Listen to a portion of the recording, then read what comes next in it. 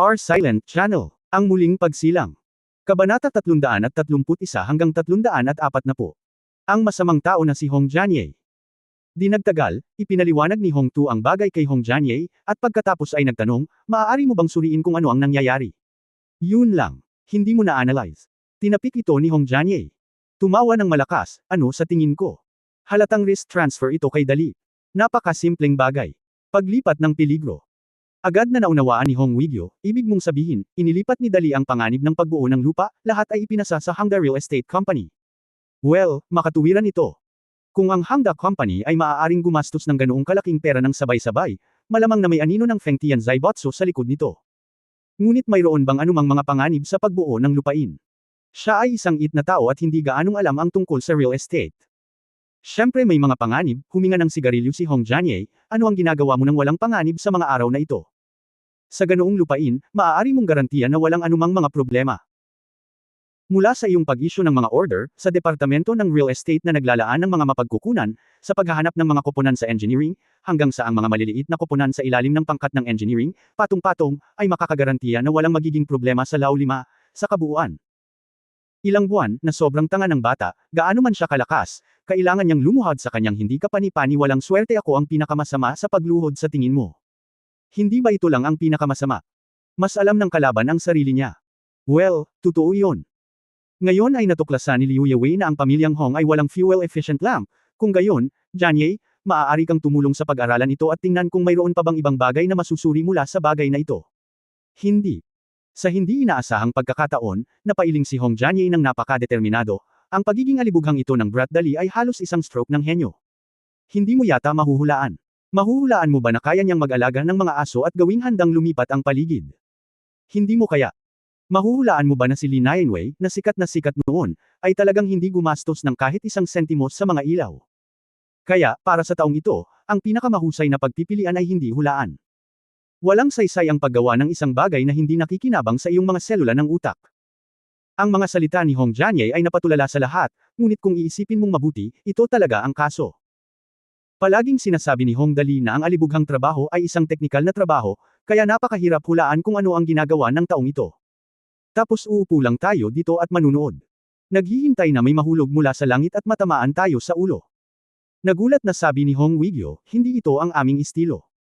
Ang mga bagay na hindi makontrol ay hindi dapat madaling hawakan. Siyempre hindi ito tinatawag na just sit back and wait, nakangiting sabi ni Hong Jianye, 7,888,888,888, ang homophonic na kahulugan ay go and make hair, gaano ito kadali. Napakasimple. Halos maputol ang buhok ni Hong Tu at ng iba pa ng pag-aralan nila ang numerong ito. Pinag-isipan nilang lahat, ngunit ngayon ay napakasimpleng sinabi ni Hong Jianye. Ito ay hindi makaagham. Kailangan talaga, nagulat si Hong Jianye sa pagkakataong ito, hindi si Dali ang uri ng tao na puno ng pandaraya. Sa karamihan, nararamdaman niya na mayroong ubangguang na nakatayo sa likod ng Hangda Company na ito, kaya't ipasa niya ang panganib. Kung gusto mong paunlarin ang lupang iyon, hindi ito magiging posible sa loob ng 5 o 8 taon, di ba? Gaano kahusay na gamitin ang lahat ng 8 bilyong ito para sa pera?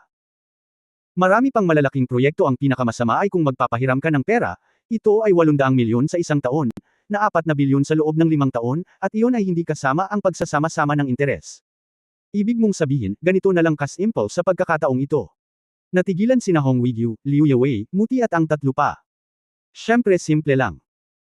Pinagtibay ni Hong Jianye, ang mabahong batang ito na si Dali ay naiinip lang at gustong sayangin ang kanyang kapalaran, at pagkatapos ay may isang hanggal na pumunta sa kanyang pintuan at sinabi kay Dali, yung master, ang iyong lupain ibenta mo sa akin, bibigyan kita ng pera, at maaari mong gastusin ang pera kahit anong gusto mo gamit ang pera. Tatanggapin namin ang panganib para sa iyo. Pagkatapos, si Hong Dali, tumanggo ako sa iyo, pagkatapos ay tumanggo ako sa iyo mahirap na trabaho, tapos na ang bagay na ito. Ginaya ni Hong Jianye ang tono ni Hong Dali, na ikinagulat ng ilang taong naroroon. Ito, ang batang ito. Walang magawang sinabi ni Hong Weigyo, pagkatapos ay ipinagbili niya ang lahat ng lupain ito. Bueno, ngayon ay hinihintay na lang natin at tingnan ang magandang palabas, malamig na kibot balikat ni Hong Jianye. Ngayong mayroon na tayong 8 bilyong purong cash funds, marami na tayong magagawang malalaking negosyo. Sa totoo lang, gusto ko talagang malaman kung kayang gawin ng 5 taong gulang na lalaki ang ganoong bagay kahit na ang ulo ay sinapak ng asno. Pagkatapos niyang magsalita, tumingin siya sa mga taong nakapaligid sa kanya na puno ng pamatay na hangarin, at mabilis na ngumiti, hahay. Nakalimutan ng taong ito na hindi rin sinang-ayunan ni Hong Weigyo at ng iba pang mga tao ang pagbebenta ng lupa. Si Hong Dali ay natural na hindi alam kung ano ang nangyayari sa Forest City. Sa mga oras na ito, nakahiga siya sa mesa sa silid-aralan at mahimbing na natutulog. Mula nang ibenta niya ang lupa sa kanyang pangalan, halos lahat ng oras ay ginugol ni Hong Dali, Tang Moxen at ilang natalo ang nakalipas na 2 araw maliban sa pagkain at pagtulog sa Photon Force Laboratory sa ika-4 na palapag ng Chenwei Building. Pumupunta ako doon kapag tapos na ang klase tuwing gabi at hindi umuuwi hanggang hating gabi. Kaya kung wala kang sapat na tulog, makakabawi ka lang sa oras ng klase.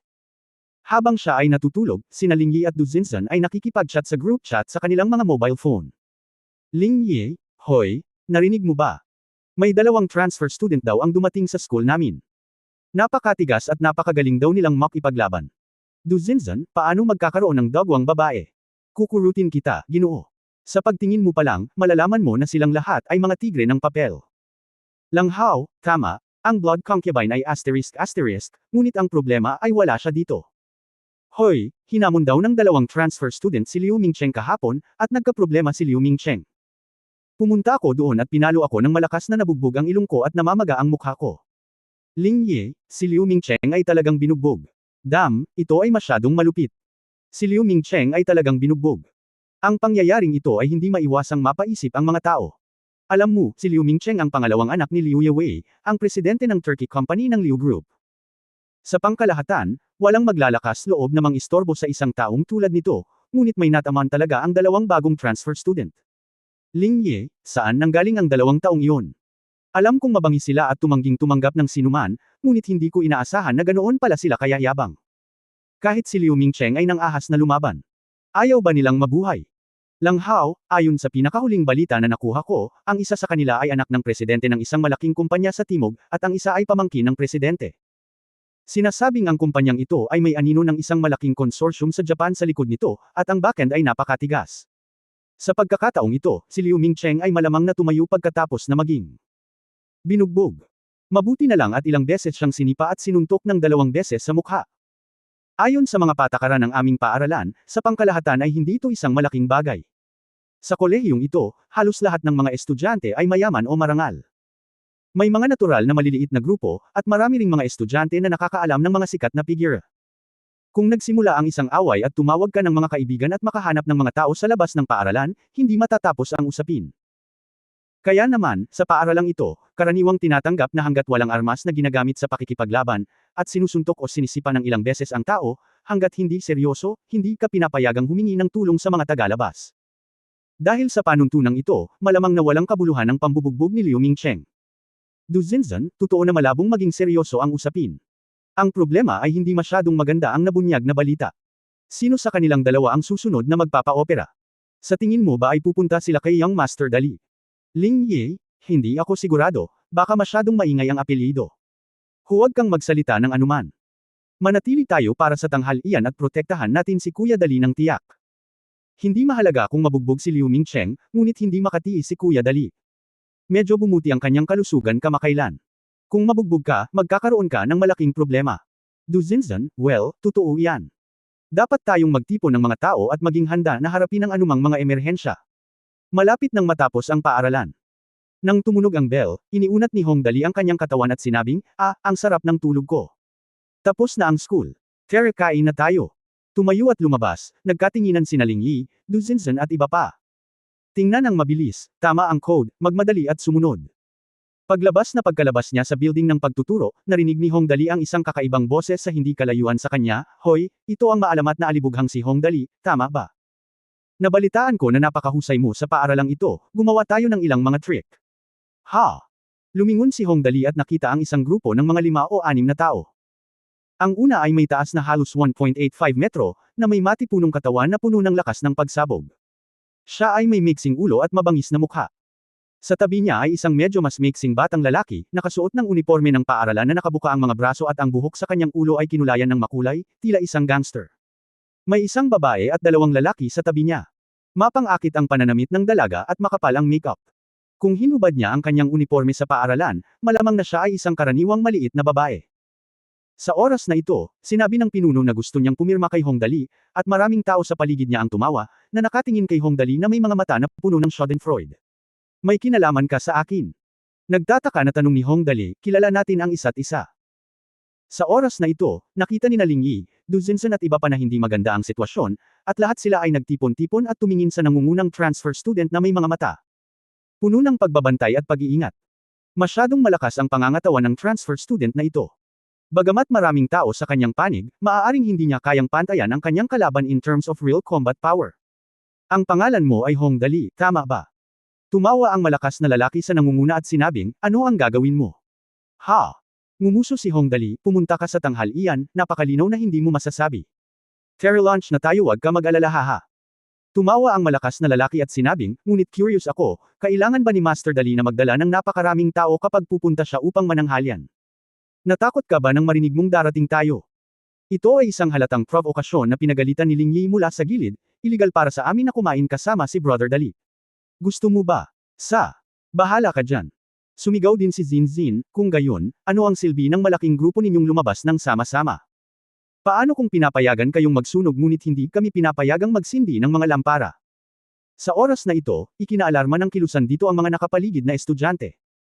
Nagtipon ang lahat, at maraming tao ang bamulong, tingnan mo, si Master Dali ang nakikipag-away sa bagong transfer student. Oo, ang transfer student na iyon ay napakatangkad at mahirap harapin sa oras na ito. Nabalitaan ko na ang transfer student na ito ay binugbog ni Master Liu Mingcheng ngayon, at ngayon hinahanap niya si Master Dali. Balak niyang maging boss ng school namin. Balita ko na ayos na rin nila ang step mechanics ng first year group boss.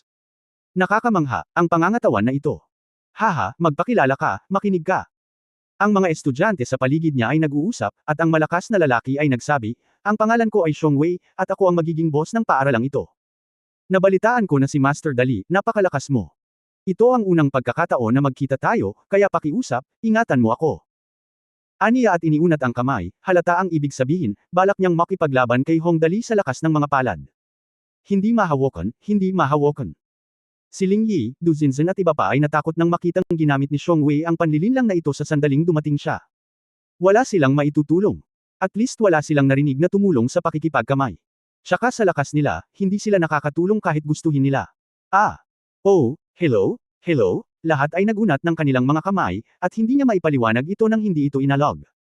Si Hong Dali ay naglahad ng kanyang kamay bilang simbolo, hello, napakagalang mo.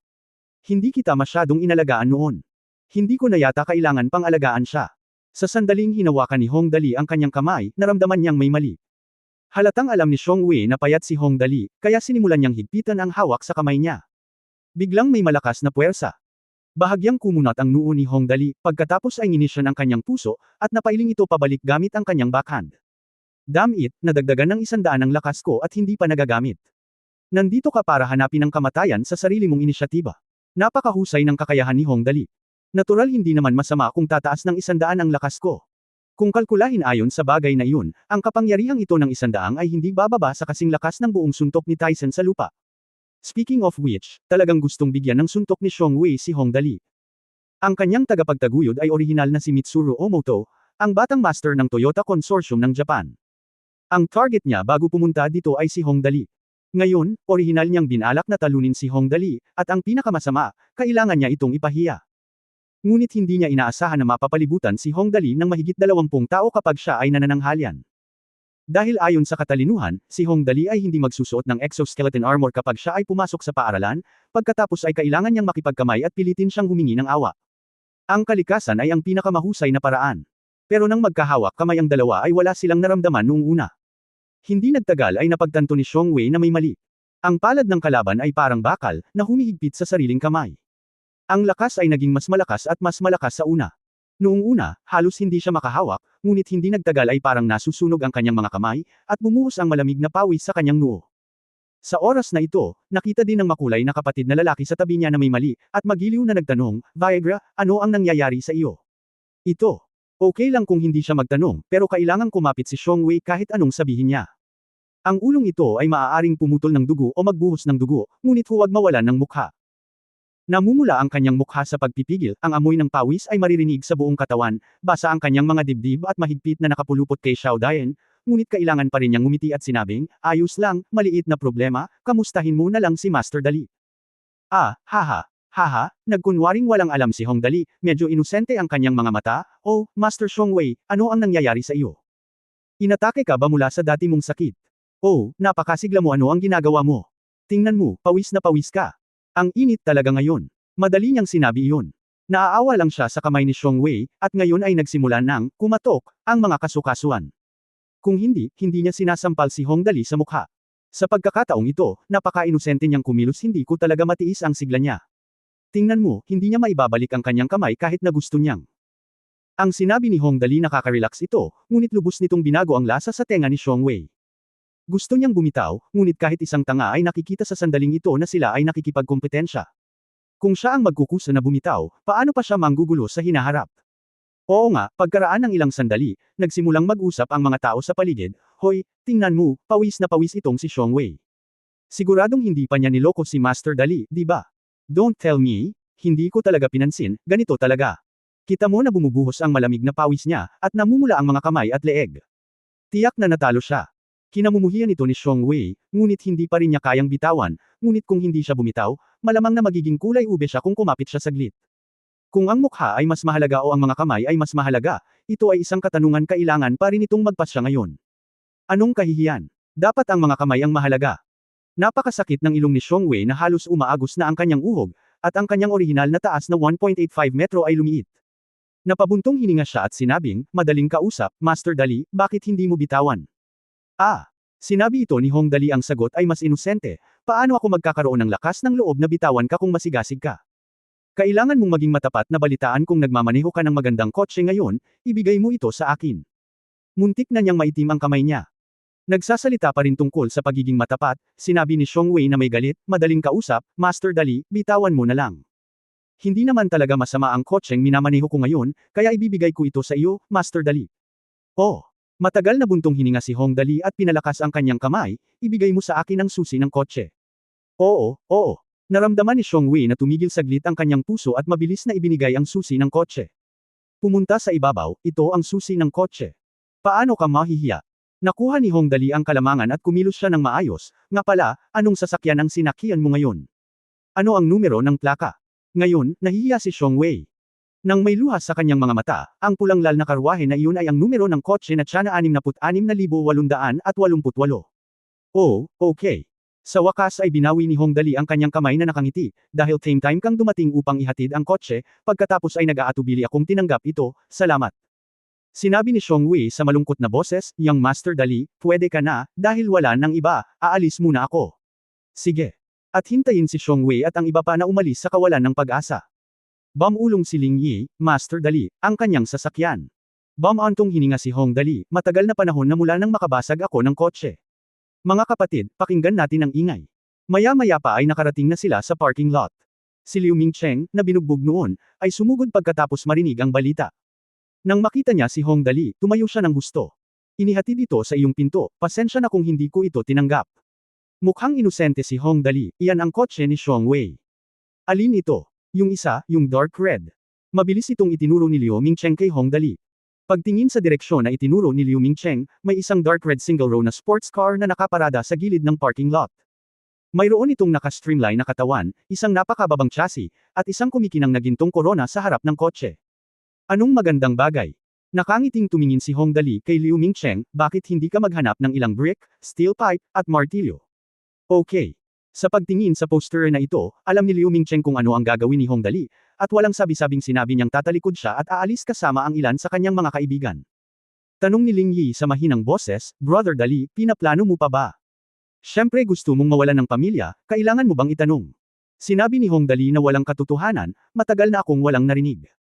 Hindi nagtagal, Liu Mingcheng nang tumakbo pabalik ang ilang tao kasama ang lalaki sa kanilang mga balikat, dalawang malalaking martilyo at isang bakal na tubo na kasing kapal ng braso ang lumitaw sa harap ni Hong Dali. Nagtanong si Liu Mingcheng na may ngiti sa kanyang mukha, Dali, ano ang mga lumang tuntunin? Ilang taon na ba itong lalaking ito?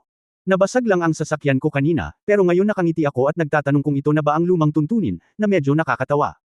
Siyempre, tumingin si Hong Dali sa kotse nang walang ekspresyon at sinabi, tingnan natin kung ano ang tunog ng ingay. Pagkatapos ay bumaling siya kay Liu Mingcheng at sinabing, smash it. Okay. Walang pag-aalinlangan na kinuha ni Liu Mingcheng ang swing. Sledgehammer. Boom, boom, boom, boom, boom, boom, boom, boom, boom, boom, boom, boom. Isang nakakabinging tunog ang narinig, at ang mga tipak ng salamin ay nabasag sa lupa. Ngunit sa isang kisap mata, ang kotseng ito ay napunta rin sa Trident sports car na mayroon siya noon. Maaari lang kaming magbenta ng scrap metal. Hindi madalas nangyayari ang mga eksenang tulad ng pagbangga ng sasakyan. Ang mga estudyanteng nanunood sa paligid ay tumuro at itinuro, haha, ito ay talagang mabilis na ganti. Pagkatapos lamang matalo ni Xiong Wei si Liu Mingcheng, ang sasakyan ay nabasag nang siya ay lumingon. Oo, nakakaawa, ito ay daan-daang libo. Hindi namin maintindihan ang karunungan ng mga Diyos, ngunit sa pagkakataong ito si Xiong Wei ay talagang nahihiya. Oo, tingnan mo siya. Bakit gusto mong maging boss haha?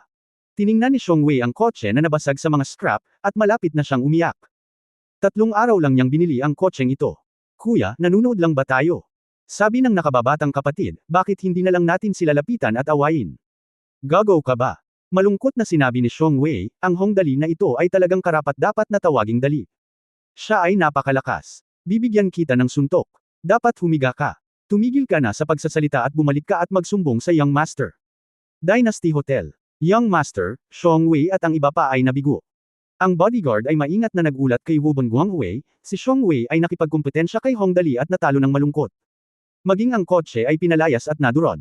Baga. Tumalon si Wubon Guangqi, ang dalawang basurang ito ay hindi kayang talunin ni Hongdali, kaya ano pa ang silbi ng pagsasabi sa kanila na lumabas at huwag na silang magpakita sa harapan ko.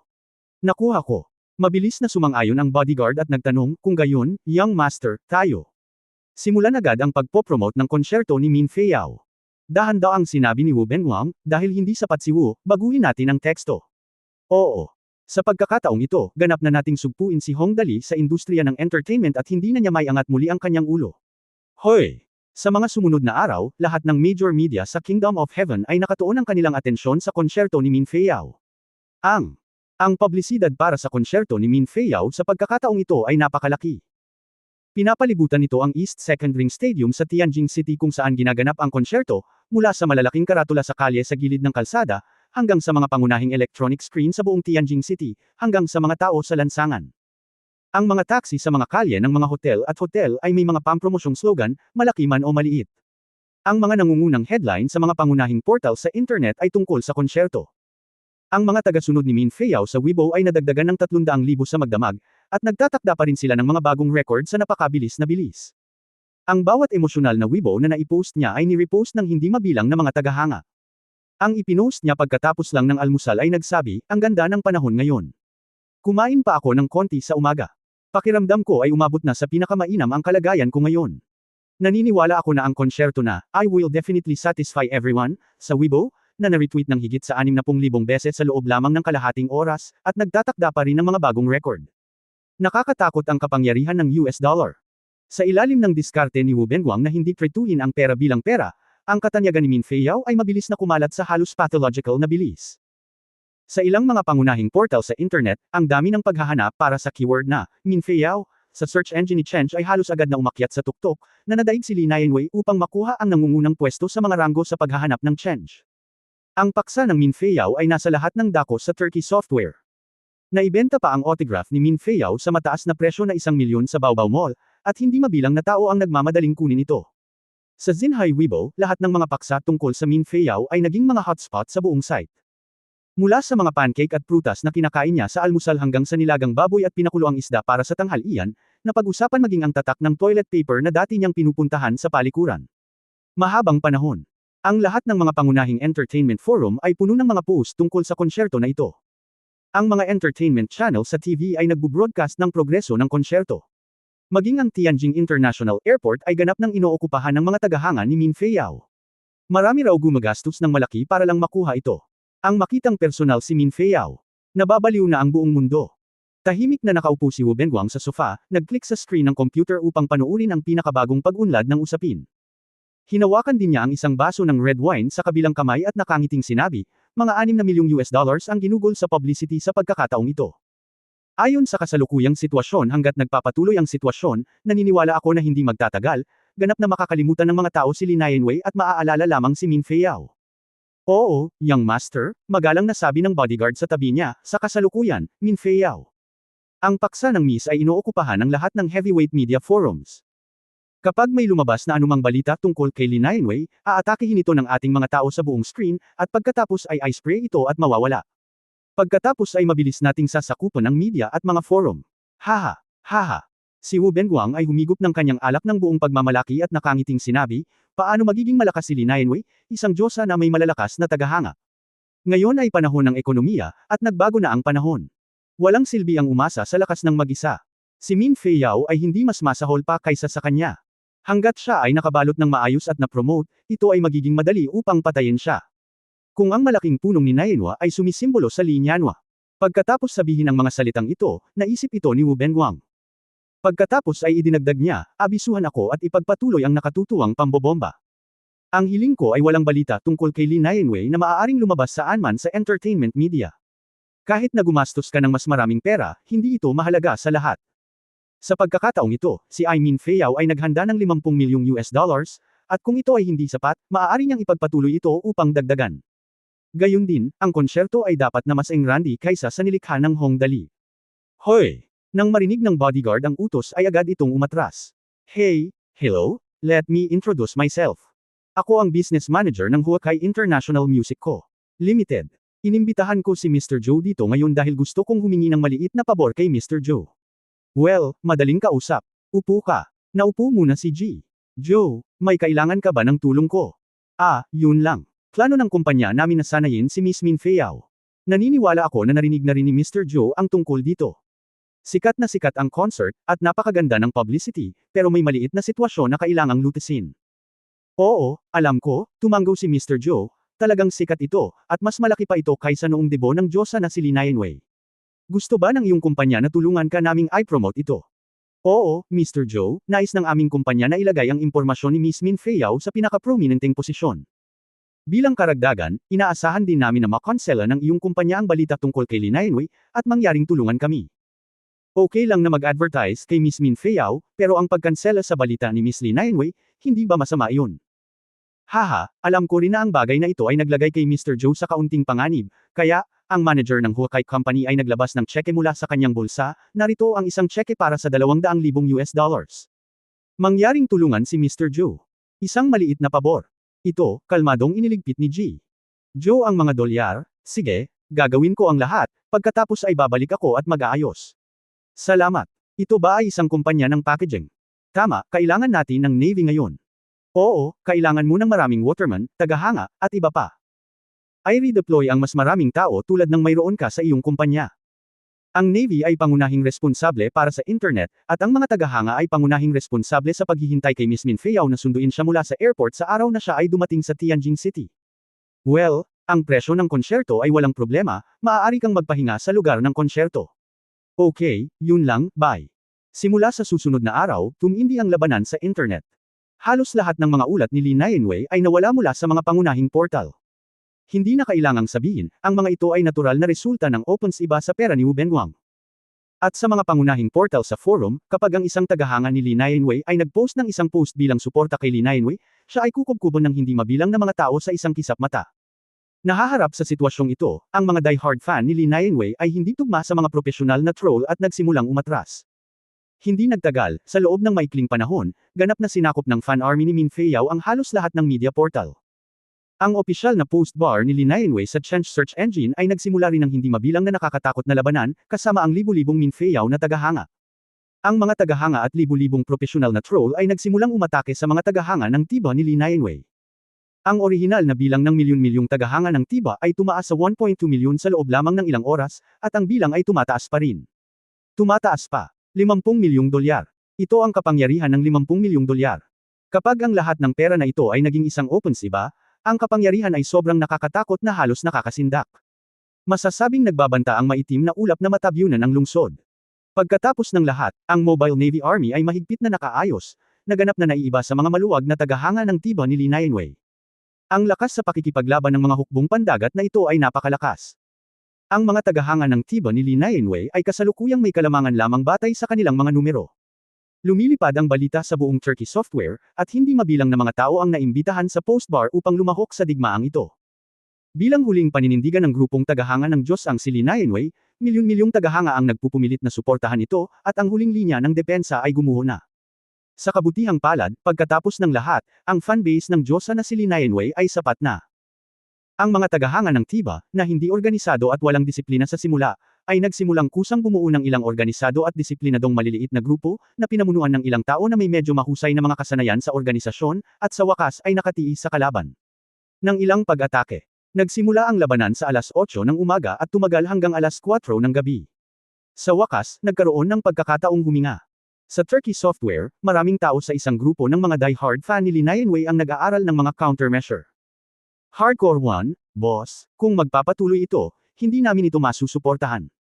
Pinuno una, tahan na, ang mga bastos na ito ay tiyak na hindi matatapos ang ganito. Malamang nagpapahinga sila at nagre-recruit ng mga tao ngayon, kaya hindi sila dapat mag-relax. Halos wala ng balita tungkol sa Diyosa ngayon. Kung hindi na nila mababantayan ang lugar na ito, kapag ito ay nasakop na nila, si Miss Nainwei ay papatayin sa maikling panahon. Ganap na mawala sa industriya ng libangan ang mga tao, malapit nang mawala sa paningin ng mga tao. Hardcore 2, oo, nasa likod natin ang huling base camp. Kung hindi natin ito mahawakan, matatapos na ang lahat. Pinuno 2, agad tayong mag-organisa ng mga tao at pumunta sa iba't ibang grupo at kaibigan para mag-recruit ng mga tao para tumulong. Halatang organisadong hukbong pandagat ang kabilang partido. Tiyak na hindi natin sila makakalaban ng direkta. Ito ang hukbong magsasaka at hukbo. Ang pagkakaiba ng regular na tropa ay ngayon na lamang tayo umaasa sa bilang ng mga tao na manalo. Kahit na hindi natin nilalay ang kanilang poste, hindi natin kayang sur-on ang kanilang poste. Hardcore 2, okay, gagawin ko na. 1, hindi, maaari ba tayong magambag ng pera at kumuha ng ilang troll? Hardcore 2, huli na ang lahat. Ang susi ay hindi natin alam kung saan makakahanap ng mga tao. Ito ang pinaka-problema. Naniniwala akong tiyak na may ilan sa ating mga tagahanga. Mga mayayaman na kayang bayaran ito. Pinuno 1, oo, totoo yan. Makikipag-ugnayan muna ako sa kumpanya ng promosyon para makita kung may kakilala sila. Kung hindi, makalakam tayo ng pera. Hindi tayo matatalo sa laban na ito kahit na ano. 2, hoy, hindi ko alam kung ano ang ginagawa ng Young Master. Ganito na pala dito. Walang nagawa ang Kaiway Film and Television Company ng Young Master. Medyo abnormal ito. Leader 1, Young Master walang kilusan, na dapat ay ang pinakamalaking kilusan. Huwag kang mag-alala tungkol dito sa ngayon. Subukan nating kumapit sa ating posisyon. Naniniwala ako na hindi bibiguin ng Young Master ang lahat. Si Miss Nainwei ang Diyosa sa isip ko. Kapag natalo ako sa pagkakataong ito, hindi kita pababayaan. Huwag mo nang pakialaman ang entertainment industry. Hardcore 2, ako rin. Hardcore 3, ako rin, hayaan mo akong makipag-ugnayan sa iyo para makita kung may mayayamang tao. Di nagtagal, sa alas 6 ng gabi, pagkatapos ng 2 oras na pahinga, ang post-bar ni Lee Nainwei ay muling nag-alab ng digmaan. Sa pagkakataong ito ang Opens iba ay hindi pa nagagawang mabangis. Halos 100,000 tagahanga ng Min Feiyao ang dumating na may kabuuang 60,000 troll. Sa oras na ito, ang grupo ng tagahanga ni Lee Nainwei TIBA, na may bilang na higit sa 2 milyon, ay nagsimulang lumaban ng husto. Lahat ng grupo tungkol sa entertainment industry sa Turkey ay naging excited sa isang kisap mata. Fan 1, narito muli ang 100,000 papay na tropang Hapones kasama ang 60,000 kawal na Hapones. Holy shit, sa pagkakataong ito ay mas mabangis ang labanan kaysa sa araw. Dapat kumapit ang lahat. Maaaring mabali ang ulo at mabubuhos ang dugo. Fan 2, mga kapatid, depende ito sa gabing ito. Para sa kaluwalhatian ng Diyosa. Ang lakas ng apoy ng baliw na kalaban ay masyadong mabangis. Holy shit, mga kapatid na lalaki ay tumataas, hindi ko na kaya. Fan 4, ang alon na ito ay masyadong mabangis. Humihingi ng tulong ang mga kapatid, ang aming organisasyon ay hindi kasing propesyonal, kaya ginagamit lang namin ang bilang ng mga tao. Fan 5, mga kapatid, pakihintay. Nagsisimula na akong maningil. Sa oras na ito, maraming pinuno ng fan group ni Lee Nainwei ang nagtipon sa isang senior group, at ang kapaligiran ay walang katulad na depresyon. Leader 1, masyadong mabangis ang singil ng kalaban sa pagkakataong ito, lalo na't mas propesyonal sila kaysa sa atin. Kung tutuusin, ang ating mga tao ay hindi gaanong organisado gaya nila. Ngayon dapat mayroong 60,000 sa 100,000 posts sa TIBA na ipinost nila na umaatake sa Diyosa. Hindi ko sasabihin sa iyo ang nilalaman ng post, asterisk. Ikalawang pinuno, oo, malamang na gumastos ng malaking pera ang organisasyon ng kabilang partido. Magandang balita, magandang balita. Tuwang-tuwang sabi ni Leader 3 nang magpakita siya. Nakipag-ugnayan ako sa 4 na lokal na tycoon at ipinahayag ang kanilang intensyon na magbigay ng suportang pinansyal. Pinuno 1, walang silbi ang pagkakaroon ng mga lokal na tycoon. Ngayon ay hindi na kami makakapag-hire ng Navy. Pinuno 4, bakit ang tanga mo? Hindi namin matanggap ang hukbong dagat. Mag-hire ng hacker. Hacker. Biglang lumiwanag ang mga mata ng pinuno, kung hindi mo sasabihin sa akin, kakalimutan ko ito. Sasabihin ko sa iyo, ang kapatid ko ay mula sa Heavenly Kingdom Hacker Alliance. Sa alas 7:30 ng gabi, ang grupo ng tagahanga ni Min Fei Yao ay tumaas sa 180,000 at 60,000 mga mandaragat ay nagsisikap din ng kanilang makakaya upang magdagdag ng panggatong sa apoy. Ang bilang ng mga tagahanga sa tibo ni Li Nianwei ay sa wakas ay lumampas sa 3 milyong marka, ngunit sa kabila nito, hindi pa rin sila maaaring makipagkompetensya sa mga tao ng kalaban, at ngayon lang nakita na malapit nang mawala ng seguridad si Tiba, si Li Nianwei Tiba ay unang bumagsak ng halos 1 minuto. Pagkatapos ay isang kakaibang eksena ang nangyari. Ang mga pamagat ng mga post ng lahat maliban sa mga tagahanga ni Goddess Nianwei, lumabas. At lahat ng nilalaman ay nagbago sa, Diyosa, mahal ka namin, tulad ng mga daga na nagmamahal sa puting bigas. For a time, fan man sila ng Diyosa na si Li Nianwei, fan ni Min Fei Yao o mga troll na inupahan ni Wu Benguang, ang mga post at content ng lahat ay pare-pareho. Nalampasan ko rin sa wakas. Sa grupo ng mga pinuno, napabuntong hininga ang pinuno, hindi madali, sa wakas ay nalampasan ko na ang pinakamabaliw na alon. Mga kapatid, tipunin mo ang mga tao ng mabilis, kailangan din nating ayusin ang lahat, kung hindi, hindi tayo maaaring lumaban ng isa-isa. Tama iyan. Sinabi ng pangalawang pinuno, patuloy na tumawag para sa mga tao. Ang grupong ito ng mga mandaragat ay tiyak na kailangang mag-organisa ng labanan sa gabi. Hindi tayo dapat bumitaw. Sinabi ng unang pinuno, alam ko. Ang depensa ay nasa pinakamahina sa kalagitnaan ng gabi, at ang mga kahihinatnan kung makuha nila ay hindi maiisip. Leader 2, siya nga pala, ano ang nangyayari sa Bar Master? Nakipag-ugnayan na ba kayo kay Chenge? Huwag hayaang maalis ang Bar Master. Magiging maganda ang saya. Leader 1, walang problema sa Bar Master sa ngayon. Kung tutuusin, ang Young Master ay Young Master ng Chenge Company. Kahit gaano pa karami ng mga tao sa ilalim ng Chenge ang maglakas loob na manggulo, wala silang lakas ng loob na pakialaman ng post-bar ni Miss Nianwei. Buti na lang at opisyal na nilang website ngayon hindi magandang makisali sa bagay na ito. Chenge Company, Tiba Management Department. Mr. Zhao, ang opisyal na post-bar ni Miss Li Nianwei ay nagkakagulo ngayon. Kailangan ba nating gumawa ng ilang hakbang? Ang sekretarya ay tumayo sa tabi ng general manager na si Zhao at nagulat, higit sa 200,000 katao ang pumasok sa post-bar ni Miss Li Nianwei. Magdudulot tayo ng gulo, at ang sukat ay palaki ng palaki. Well, alam ko, ang ganitong bagay ay mahirap hawakan. Pinunasan ni Ji. Zhao ang malamig na pawis sa kanyang noo, masyadong maraming tao, at ang ganitong uri ng pag-atake ay nangyari na. Oo, hindi ko ito makontrol. Ngunit dapat itong bantayan ng may-ari ng bar, kung hindi, ito ay magiging napakasaya. Okay, naiintindihan ko, bumaba na tayo at magayos. 9:00 ng gabi. Sa sandaling bumalik sa normal ang forum, naglunsad ng panibagong pag-atake ang mga tagahanga at troll ni Min Fei Yao. Kaya lang sa oras na ito, ang mga tagahanga ng tiba ni Li Nianwei ay nag-organisa sa maraming malalaking koponan at nagsimulang umatake at dumpensa. Kahit na ang fan group ni Li Nianwei ay hindi sapat na propesyonal, ito ay hindi mabilang na mga antas na mas malakas kaysa dati. Makalipas ang 2 oras, alas 11 ng gabi, sa wakas ay umatras ang fan group ni Min Fei Yao. Habang ipinagdiriwang ng fan group ni Li Nianwei ang tagumpay, sinimulan din nilang ayusin ang kanilang mga tauhan na naka-duty sa kalagitnaan ng gabi sa napaka-organisadong paraan. Direkta nilang iniwan ang mga numero ng telepono ng isa't isa at tinawagan sila kaagad kung may natuklasan silang anumang sitwasyon. Sa mga pangunahing domestic tour sa Kingdom of Heaven, ang mga unyon ng support group ni Min Fei Yao ay sumibol na parang mga kabute pagkatapos ng tagsibol na ulan, at ang kanilang bilang ay lumaki na parang mga snowball. Lahat ng mga unyon sa ilalim ng bandila ni Li Nianwei ay kanilang mga target. Ang digmaan ay nagaganap sa lahat ng pangunahing laro, lalo na ang pinakasikat sa China, ang Dragon Language Continent. Ang fan support group ni Min Fei Yao sa bawat server ay umabot na sa 12 dosenang.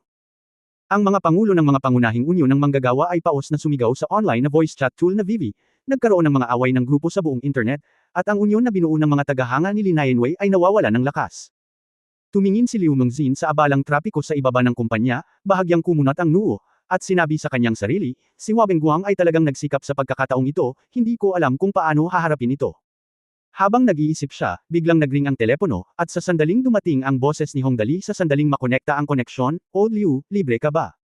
Halika sa Chenwei Building ng mabilis hanggat maaari. Kung hindi ka dumating, hihilingin ko kay Hatsune na pumunta sa iyong laro upang i-swipe ang iyong panty." Agad na pinagpawisan si Liu Mengzhen, okay. Okay, pupunta ako doon. Yifeng, mukhang mahirap harapin ang panig ni Nianwei sa pagkakataong ito. Sa pagtingin sa napakalaking balita tungkol kay Min Fei Yao sa internet, walang magawa si Tai Yajing He, ang industriya ng entertainment ay mabilis na nagbabago. Kung magpapatuloy ito sa mahabang panahon, malamang na makakalimutan ng mga tao ang tungkol kay Nian Wei. Bueno, ang 5 bahaging ilaw na ito ay talagang malaking bagay. Kumunot ang noo ni Liang Yifeng at sinabing, hindi na magiging madali sa pagkakataong ito. Sana may paraan si Dali para masira ito. Sayang. Pero habang sinasabi niya ito, biglang tumunog ang cellphone niya. Kinuha niya ito at nakita niyang si Hong Dali ang nagbukas. Mabilis niyang sinagot, Dali, nasaan ka? Ano? Kumalat na ang balita, bakit wala kang kontra? Ah, anong pinagsasabi mo? Walang gulat ang boses ni Hong Dali, paano ko iyon maaalala? Lao Liang, libre ka ba nitong mga araw na ito? Nakagawa ako ng isang napakakawili-wiling serye sa TV. Gusto mo ba itong i-play? Nasa mood ka pa bang gumawa ng isang serye sa TV sa ngayon? Galit na sinabi ni Liang Yifeng, anong uri ng pelikula ito? Mas mahalaga ba ito kaysa kay Miss Nian Wei? Ang pelikulang ito ay medyo kawili-wili, Hong Dali chuckled, paano kung ito ay tinatawag na, Love Apartment? Ako. Mabangis na tumanggo si Liang Yifeng, pupunta ako. Ang, Love Apartment, ay isang serye sa TV. Ito ay medyo kawili-wili. Kailangan kong pumunta. Ang marinig lang ang pangalan na ito ay napakakahanga-hanga, tama ba? Totoo bang sisikat ang mga pelikula ni Hong Dali? Hindi nakalimutan ni Hong Dali na idagdag, nga pala, dapat nasa tabi mo si Tai Yajing. Isama mo siya. Nang sumugod sina Liang Yifeng at Tai Yajing sa ika-9 na palapag ng Chenwei Building, ngayon palang pagpasok nila sa pinto, direktang inabot ni Ling Xiaoyi sina Liang Yifeng at Tai Yajing ng script bawat isa, at pagkatapos ay lumuhod si Liang Yifeng nang makita niya ang cast. Pamagat, Love Apartment. Synopsis, ang kwento ay naganap sa isang ordinaryong paupahang apartment dito, isang grupo ng mga kabataang tagalungsod sa isang apartment ang nagsimulang magmahal sa kanilang mga mithiin. Kasama sa seryeng ito sa TV ang pinakabagong bersyon ng sikat na bokabularyo ng buhay ng Pete-Burgessia, pati na rin ang buong hanay ng katatawanan. Cast. Tang Moxon, gumaganap bilang Lin Wanyu, elegant na anak, tumakas, kasintahan ni Lu Zanbo. Hong Dali, gumaganap bilang Lu Zanbo, single-cell otaku, nagbalik na eksperto sa computer, boyfriend ni Lin Wanyu. Tai Yajing, gumaganap bilang Chen Meijia, masigasig na bulok na babae, Ziqiao Peking girlfriend. Liang Yifeng, gumaganap bilang Lu Ziqiao, **Yapi, mixed Chinese at Korean, Peking boyfriend ni Meijia. Liu Mengzin, gumaganap bilang Guan Gaki, cartoonist, lalabas sa pangalawang episode, talagang isang dekalidad na sportsman. Ling Xiaoyi, gumaganap bilang Tang Yuyu, 10 taong gulang, isang adik sa drama, kasintahan ni Guan Gaki. Zhang Ruoyo, gumaganap bilang Hu Yaifei, kapatid na may 2 mukha, guro sa universidad, ay may hindi maipaliwanag na pagmamahal kay Zheng Xiaoxian. Mu Zhixiao, gumaganap bilang Zheng Xiaoxian, bagong mabuting tao, host ng radyo, lihim na umiibig kay Hu Yaifei. Li Nianwei, ginagampanan ang papel ni Li Nianwei, gumaganap sa kanyang tunay na papel, isang malaking bituin sa industriya ng entertainment, at kalaunan ay naging kapatid ni Zanbo. Jin Zishan, gumaganap bilang si Nolan, isang magandang radio anchor, sikat na sikat. Espesyal na guest actor, ako ay isang singer-star. Liu Yukyong, sumali ako ang kasikatan ng mga awit ay sumikat. Si Chu Jongkin, ginampanan bilang Lisa, natural na hindi banggitin ang kasikatan. Yang Jun, ginampanan bilang senior brother Guanggo at ang traffic policeman, Panda, na gumanap bilang Lightning Gorge, Zia Yuyao. Ginampanan bilang Dr. Uyang. Ginampanan bilang Yaifei, mga bayad na tagahanga ni Zanbo. Punong tagaplano, Hong Dali. Pambungad na mga awit ng kanta, Li Nianwei. Ang mga nangungunang aktor ay isang star-studded cast. Bagamat karamihan sa mga tauhan maliban kay Li Nianwei ay hindi kilala sa entertainment industry, bukod sa kung ano-ano pa, sa kanilang katawan, hitsura, at ugali, tiyak na magiging hit ang teleseryeng ito kapag ito ay ipinalabas. Walang alinlangan. Tinakpan ni Liang Yifeng ang kanyang mukha gamit ang kanyang mga kamay at walang magawang sinabi, Dali, ginawa mo itong all-star lineup dahil balak mong makipaglaban kay Wu Benguang. Kakaibang tanong ni Hong Dali, bakit ko siya lalabanan? Halos mabulunan si Liang Yifeng Hong Dali matapos marinig ang isa sa kanyang mga salita, at pagkatapos ay bamulong sa kanyang sarili, okay, ngayong nangyari na ang mga bagay, masasabi ko lang na talagang nakikiramay ako sa kanya napakalaban niya kay Dali sa industriya ng entertainment. Siguradong namamaga ang mukha ko. Matapos makinig sa mga salita ni Liang Yifeng, isang grupo ng mga tao ang masayang tumawa ng ilang sandali, at sinimulang basahin muli ni Liang Yifeng ang script. Speaking of, alin? Si Hong Dali ay hindi talaga makapagsulat ng mga script, at halos hindi niya maalala ang plot ng Love Apartment. Pero buti na lang, noong una niya itong napanood, naalala pa niya ang relasyon ng ilang karakter dito. Bilang karagdagan, ang estilo ay mas hip-hop at komedya, kaya kumuha siya ng isang profesional na scriptwriter upang isulat ito, at halos gumawa siya ng isang kalahating puso. Script, Episode 1, Wedding Brawl. Si Lu Zanbo, ginampanan ni Hong Dali, isang talentadong binata na nagtapos sa computer science major ng MIT, ay bumalik sa China pagkatapos mag-aral at natanggap sa isang kumpanya ng internet bilang isang network engineer.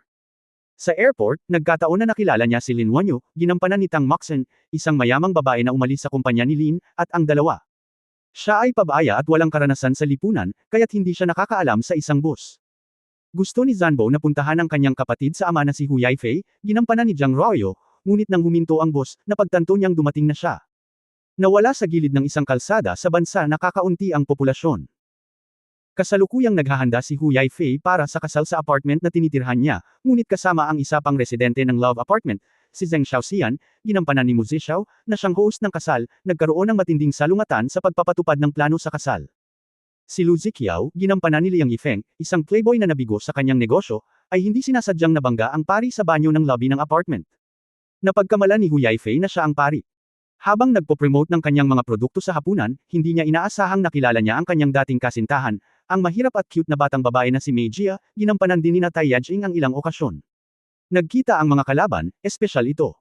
Nagseselos sila, at lihim nilang pinaplano kung paano ilantad ang isa't isa, para maihiganti ang paglalaglag ng isa't isa. Ang kasal ay ginulo ng dalawang hindi magkatugmang lalaki, sina Hu Yaifei at Zheng Xiaoxian. Ang nobya pala ay sina Zanbo at Wanyu na pinabalik ng pulis. Nagulat ang lahat. Sa wakas ay lumitaw ang tunay na mag-asawa. Nagpadala ng pagbati ang tagapagtatag ng apartment at inihayag na ang mga mag-asawang umiibig dito ay maaaring hinahati ang renta. Agad na naunawaan ni Zixiao at Mei Jia at nagsagawa ng labis na pag-ibig sa unang tingin sa pag-asang lumipat sa apartment. Pagkatapos ng isang di malilim utang, kasal, iminungkahi ng mag-asawa na ibenta ang apartment. Pinangalanan Love Apartment. Ang sumusunod ay ang tiyak na nilalaman ng dialogo ng unang yugto. Ang mga klasikong linya nito ay nagpapatingkad sa mga mata ni Liang Yifeng habang nagbabasa. Zixiao, ito si Chen Yuanyuan, ikaw. Tumutok sa dibdib Chen, bayan, bayan. Zanbo, gumagamit ang mga tao ng 8 salita para ilarawan siya, kasing tahimik ng isang birhen, kasing aktibo ng isang baliw na kuneho. Zixiao, ang iyong mga mata ay malinaw at gumagalaw, ang iyong mga kamay ay banayad at maislan, at ang iyong puso ay kristal. Mei Jia, sa iyo ang iyong mga braso ay makapangyarihan, ang iyong dibdib ay malapad at matatag, at ang iyong balat ay hindi masusugatan. Yaifei, dating kami ni Zanbo ay conjoined twins. Before we were 2 years old, pare-pareho pa rin ang utak natin. Xiaoxian, oo, pagkatapos ay mabilis na ginawa ng doktor ang kutsilyo at ibinigay kay Zanbo ang kanyang utak. Zanbo, magsimula tayo sa 5 bahagi ng *** chicken popsicles. Wanyu, sa waiter, tapos gusto namin ng 5 bahagi ng *** chicken popsicles. Yaifei, 2 prodigy, sila ay violent chicken popsicles. Zanbo, oh, tama ba? Pinalitan ang pangalan. Matapos mapanood ang buong nilalaman ng unang episode, huminga ng malalim si Liang Yifeng at pinuri, ang galing. Ang galing ng drama, ang galing ng drama. Dali, hinahangaan ko talaga ang utak mo, haha, natural na hanggal na nilalang na tulad mo ang exhibit sa bow na ito, hahaha. Ganun ba ako katanga? Hinawakan ni Hong Dali ang kanyang baba, mukhang marami pa akong puwang para sa ebolusyon. Tumawa si Li Nianwei sa gilid. Young master, kumikilos ka sa iyong tunay na kulay, hindi mo na kailangang magsanay ng iyong mga kasanayan sa pag-arte. Masayang sinabi ni Tang Moxen, marami rin akong tungkulin dito. Hihi. Maayos ang lahat, ngunit palaging may mapait na tingin si Liu Mengzin sa kanyang mukha, Master Dali, kadalasan ay abala ako sa kumpanya. Huwag tumanggi, mapagpasyang bantan ni Hong Dali, itaboy mo ako at sasabihin ko kay Hatsune na magpadala ng maliit na pantalon sa buong mundo. Isang pares para sa bawat tao. Hehe, alam mo ang kahihinatnan. Ang pantalon na sinasabi niya ay natural na ang hindi magagapi na gym pants, at may mga dilaw na salita sa mga ito. Okay, medyo nanlumo si Liu Mengzin, kung gayon, magpe-file tayo. Hayaan mong sabihin ko sa iyo ng maaga, hindi pa ako nag-practice ng pag-arte. Dahil lang sa iyong hitsura, hinawakan ni Hong Dali ang kanyang baba at tiningnan si Liu Mengzin pataas at pababa, para kang kahoy na istalka sa camera. Kapag tumayo ka doon, ang mga babaeng audience sa harap ng TV ay maaaring magpakitang gilas, kaya hindi ito gaanong epekto sa pag-arte. Lahat ay bumagsak sa lupa na tumatawa. Okay, ngayong napagdesisyonan na ang lahat, pumili tayo ng lokasyon. Naglabas ng utos si Hong Dali, lahat, umalis na tayo. Teka.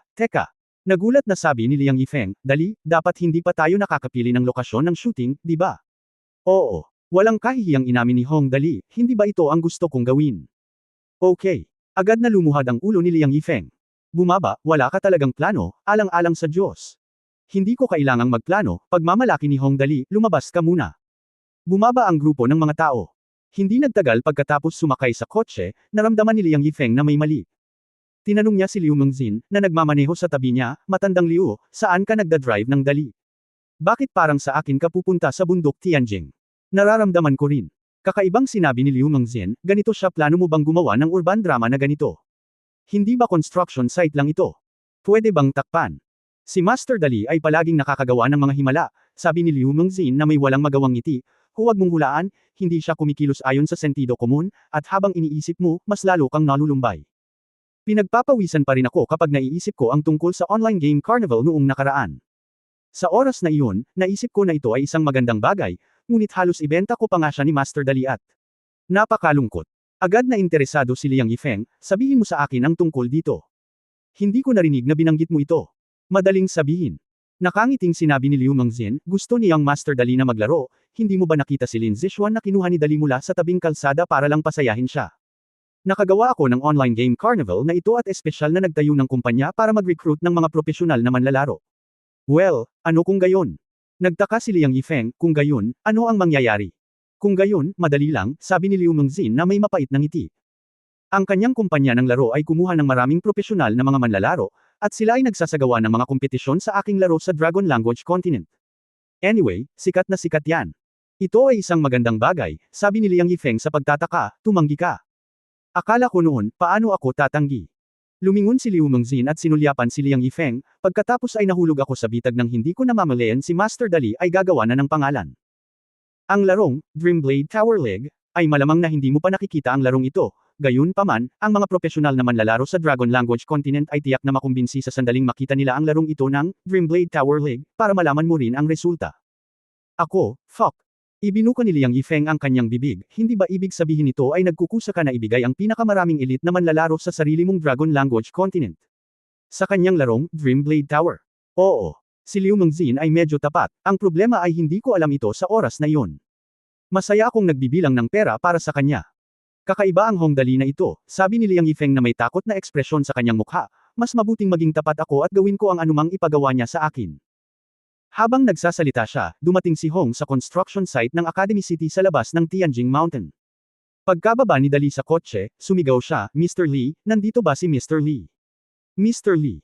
Oh, ang young master ay narito, Mr. Lee ay nananatili dito kamakailan." Pagkatapos ng lahat, ito ang lahat ng kanyang gawain sa hinaharap.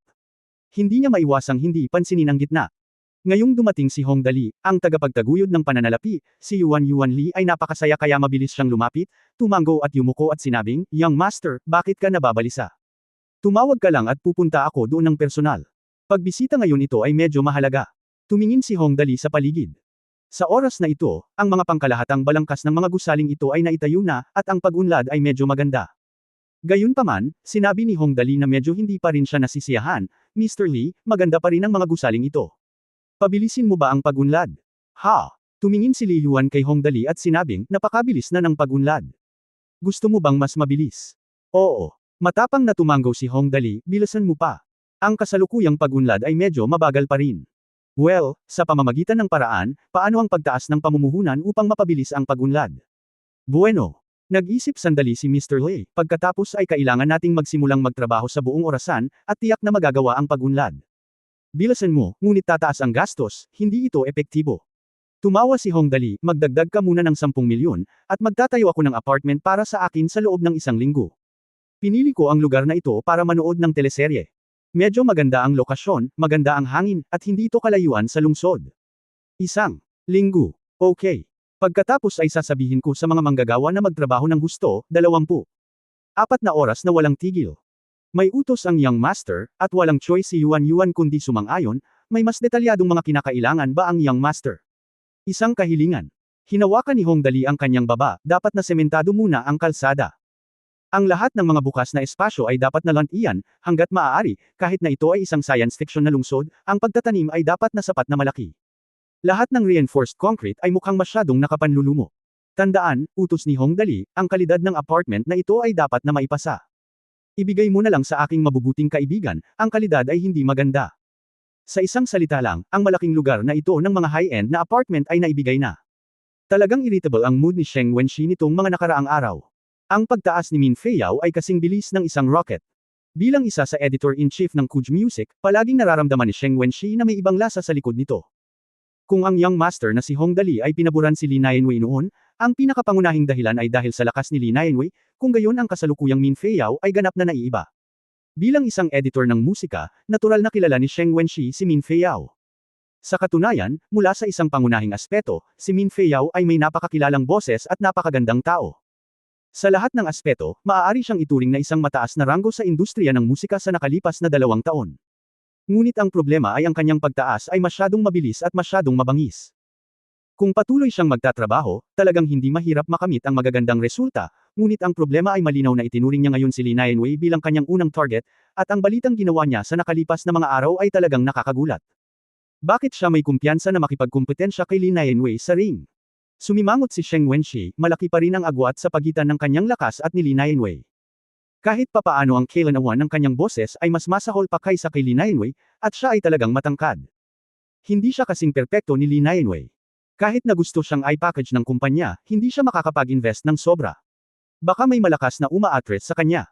Naisip ni Sheng Wenxi, bueno, ito ay talagang napakahalaga. Pwede naman. Ngunit sino ang boss ng kumpanyang ito? Hindi nakakagulat na si Sheng Wenxi ay may ganitong ideya. Normal sa entertainment industry na pag-usapan kung aling kumpanya ang gustong mag-promote ng isang bituin. Si Lee Nianwei ay na-promote din ng young master na si Hong Dali.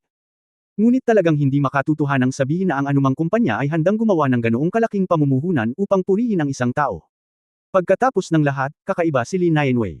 Kahit na ang pinakasikat na babaeng bituin na si Tai Yajing ay kailangang talunin.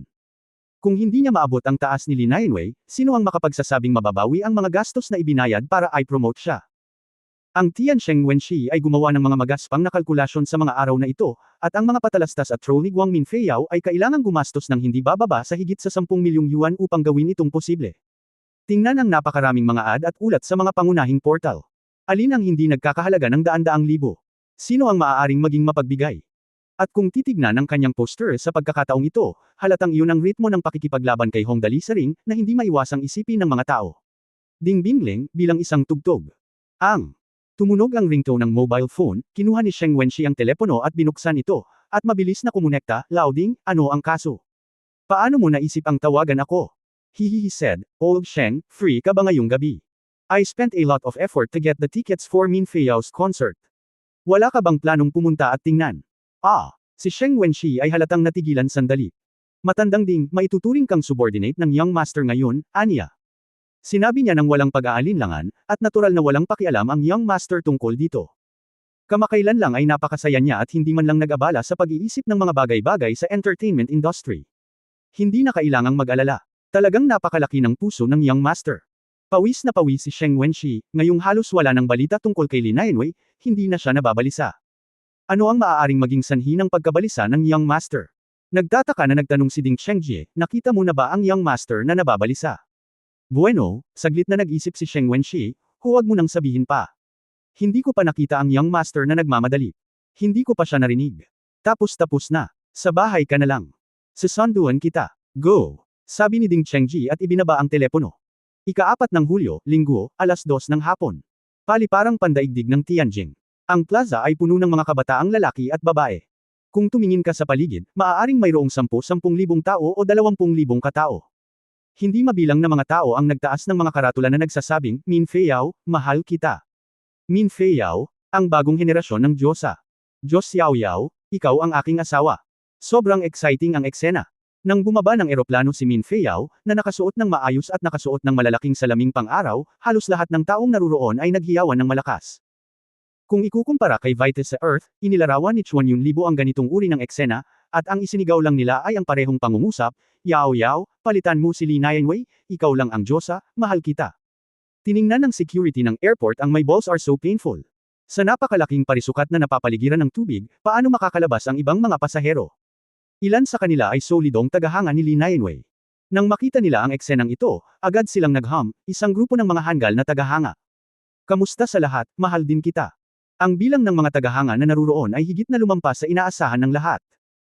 Kumaway si Min Feiyao sa mga fan habang naglalakad, ngunit sa di kalayuan, hindi mabilang na mga fans ang nagsisigawan, at maraming mga fans ang sobrang ekspresyon na nawala ng malay pagkatapos ng napakalakas na performance, at pagkatapos ay binuhat pababa ngunit ngayon lang pagkatapos magpahinga ng 2 minuto, nagpalit ako ng sombrero at tumakbo pabalik.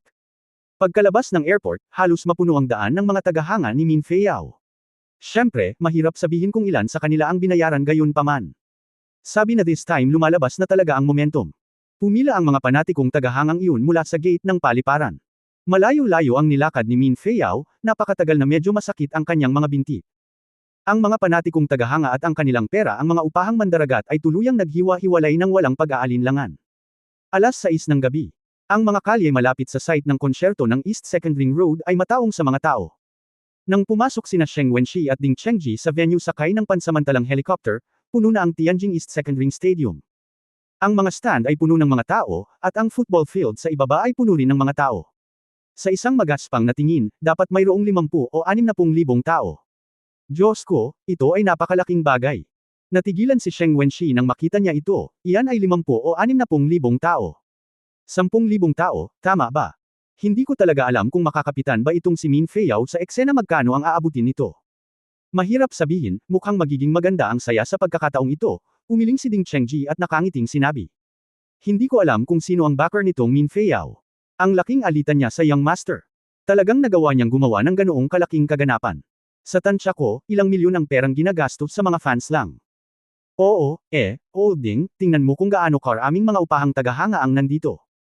Tumingin si Sheng Wenxi sa paligid, sa pagtingin sa mga ekspresyon, sa palagay ko ay dapat mayroong higit sa 20,000 katao. Mahirap mag-imbita ng napakaraming tao dito. Anong galing? Haha, oo, ang mga taong ito ay maaaring kumita ng maraming pera. Tumango si Ding Chengji, maaari mong itago ito sa mga mata ng mga ordinaryong tagahanga, ngunit hindi mo ito maitatago sa amin. Isa itong mga awit, talagang puno ang venue, lalo pa ang pag-hire ng mga tao, kahit na hilingin mo sa mga tagahanga na makakuha ng mas maraming pera, hindi mabilang na mga tao ang nagmamadaling pumunta. Ito ang puwang. Matapos makinig sa mga salita ni Ding Chengji, naisip ni Sheng Wenxi. Pagkaraan ng ilang sandali ay napabuntong hininga siya, ang problema ay kahit ngayon lang ay nakalikha na ito ng ilusyon ng pagiging masikip. At nakita mo na ba ang patalastas, di ba? Medyo mataas daw ang puhunan sa konsyerto na ito. Hindi man lang daw nakikita ang hexagonal na screen sa entablado. Ito ay isang espesyal na ginawang pinalaki para masiguradong mas makikita ng buong madla ang min-iya na makikita ng min-iya mula sa lata.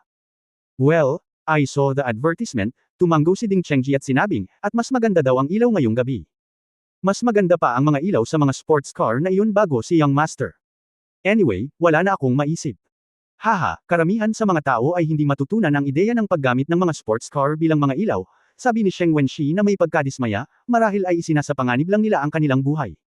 Pag-aaksaya lang ng pera para makuha ang pinakamahusay na mga resulta. Mas mabuti para kay Dongxie Xiaochun na maging isang mayaman. Sa puntong ito, tumingin si Sheng Wenxi sa kanyang relo at sinabing, okay, magsisimula na ang concert. Maghanda na tayo. Well, alam ko. Alas 8 ng gabi. Opisyal na nagsimula ang konsyerto ni Min Feiyao. Sa sandaling lumitaw si Min Feiyao sa entablado, nagsimulang sumigaw ng malakas ang mga tagahanga sa ibaba. Sa entablado, hindi mabilang na mga paputok ang sinindihan mula sa simula. Mayroong daan-daang tao na sumasayaw kasama si Min Feiyao para sa halos bawat kanta. Ang mga paputok sa entablado ay halos hindi tumigil. Si Min Feiyao ay kumanta sa tuktok ng kanyang mga baga, sumayaw ng buong lakas, at patuloy na nagsasabi ng I love you, na nagdulot ng mas maraming hiyawan mula sa nakapaligid na audience. Sunod-sunod talaga ang buong concert. Upang mapili ng ngubangguang at gumastos ng maraming pera upang linangin ito, talagang may ganoong lakas si Min Feiyao. Matanda ding, ano sa tingin mo? Pagkatapos makinig ng ilang kanta, tinanong ni Sheng Wenxi si Ding Chengji, ang Min Feiyao na ito ay talagang may dalawang kakayahan. Hindi nakakagulat na naglakas loob siyang hamonin si Li Nianwei, mula sa pag-advertise hanggang sa kakaunting mga post hanggang sa mga bar. Siya ay talagang may kakayahang salakayin si Li Nianwei. Siyempre, ang amo na walang tunay na kakayahan ay magbabato sa kanya ng pera ng ganito na parang wala siyang lugar na paggastos. Ngumiti si Ding Chengji at sinabing, speaking of which, siya ang mga kanta na kinakanta niya ngayon ay talagang kapansin-pansin at may ilang potensyal. Ang pinagtataka ko ngayon ay ang kanyang kakayahan ay talagang mas masahol pa kaysa kay Li Nianwei, ngunit ano ang magiging reaksyon ng Young Master kung siya ay nakabalot ng ganito? Buti naman. Kung gagastos tayo ng malaking pera sa packaging at promosyon, ang konsyerto na ito ay talagang maihahambing sa mga nakaraang palabas ni Hong Dali. Sa ilalim ng ganitong opens iba, napaka-curious kung anong mga hakbang ang gagawin ni Hong Dali. Napaka-ambiguous ng ugali ni Young Master ngayon, sumimangot si Sheng Wenshi at sinabing, sa totoo lang, hindi ko pa naisip kung paano pipiliin ng Young Master na tumugon. Obviously, hindi talaga sapat ang holographic projection. Oo. Umiling si Ding Chengji at walang magawang sinabi, ang pinakanakababahala ay hindi na muling nagpakita si Miss Nianwei. Tungkol sa balita ng konsyerto, ang pinakahuling palabas na alam ko ay ang huling 3 palabas ng I Am a Singer, nagaganapin sa loob ng higit sa 10 araw, at tiyak na hindi nalalabas si Lee Nianwei sa huling 3 palabas. Sa oras na iyon, papayagan na si Lee Nianwei na mag-develop kung gusto na rin ni Li Fei, ay Fei. Ito, magiging napakahirap. Talaga, nag-isip sandali si Sheng Wenshi at biglang nagtanong, nga pala, Lao Ding, ikaw ang bagong dating sa huling 3 laro. May alam ka bang balita? Kaya mo bang pigilan ang eksena? Sa totoo lang, wala akong masyadong alam, umiling si Ding Chengji, hindi ko sinasadyang narinig mula kay Miss Nianwei na ang pangalan ng bagong dating sa huling 3 laro ay Hatsune Miku. Hindi ko pa narinig ang pangalang ito.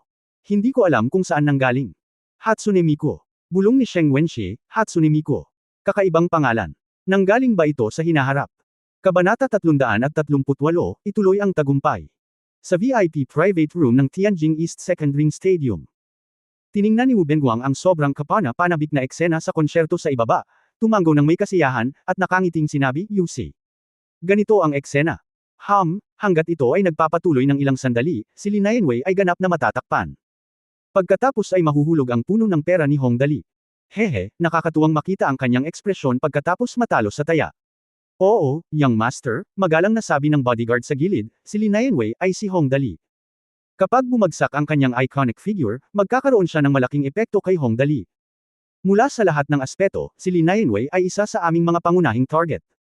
Bueno, sabihin sa mga tao sa ibaba na magpatuloy.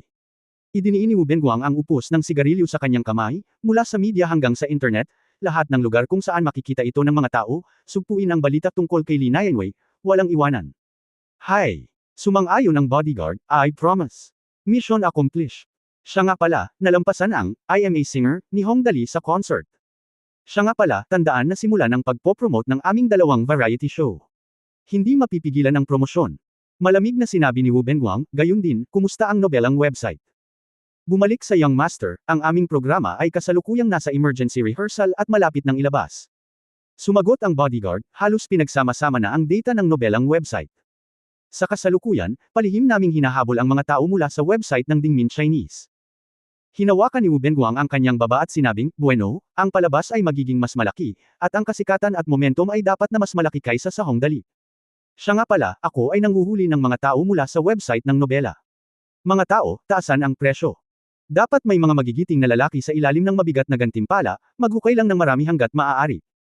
Okay, Young Master, tumango ang bodyguard, naiintindihan ko. Hong Dali, may ginawa ba siya kamakailan? Nagtanong si Wu Benguang, mayroon ba siyang reaksyon sa aming mga aksyon? Tiningnan ng bodyguard ang dokumento sa kanyang kamay at sinabing, ayon sa investigasyon, kasalukuyang nagtatago si Hong Dali sa umaga. Hindi ko alam kung ano ang nangyayari sa laboratorio sa ika-4 na palapag ng Huey Building, at hindi makapasok ang ating mga tao. Gayunpaman, ayon sa balita mula sa Kaiwei Film and Television, sinasabing ang ika-9 na episode ng I Am a Singer, ay itatampok ang pangalan ng I Am a Singer, na The Sun Else is My Guest. Kilala tungkol dito. Misteryosong panauhin. Hatsune Miku. Bamulong si Go Bangko, bueno, kahit na ano, ang unang hakbang ng aming plano. Tapos na, makipag-ugnayan sa website ng video sa Changguo at i-upload ang video ng konsyerto na ito.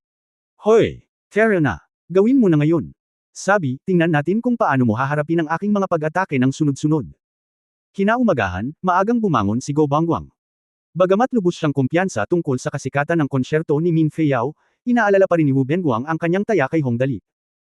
Kahit na ang kabuuang halaga ng 5 Fuata Emperor class na limousine at 5 Prime Minister class na limousine ay malapit sa 15 milyon, walang pakialam si Go Benguang sa ganoong kaliit na halaga ng pera. Ang talagang mahalaga sa kanya ay ang kanyang mukha sa pagkakataong ito siya ang nagkusa na pumunta sa Hong Dali para tumaya. Kung natalo siya, malaking kawalan. Sa pagbubukas ng Cool Video Network, nakita ni Wu Benguang ang malaking banner na Min Feiyao Tianjin Stadium Concert sa homepage sa unang tingin na sumasakop sa isang malaking espasyo. Si Wu Benguang ay nagpahayag ng malaking kasiyahan dito, ang website na ito ay lubhang kagalang-galang. Pagkatapos mag-click, ngumiti siya sa bilang ng mga download sa itaas, ha.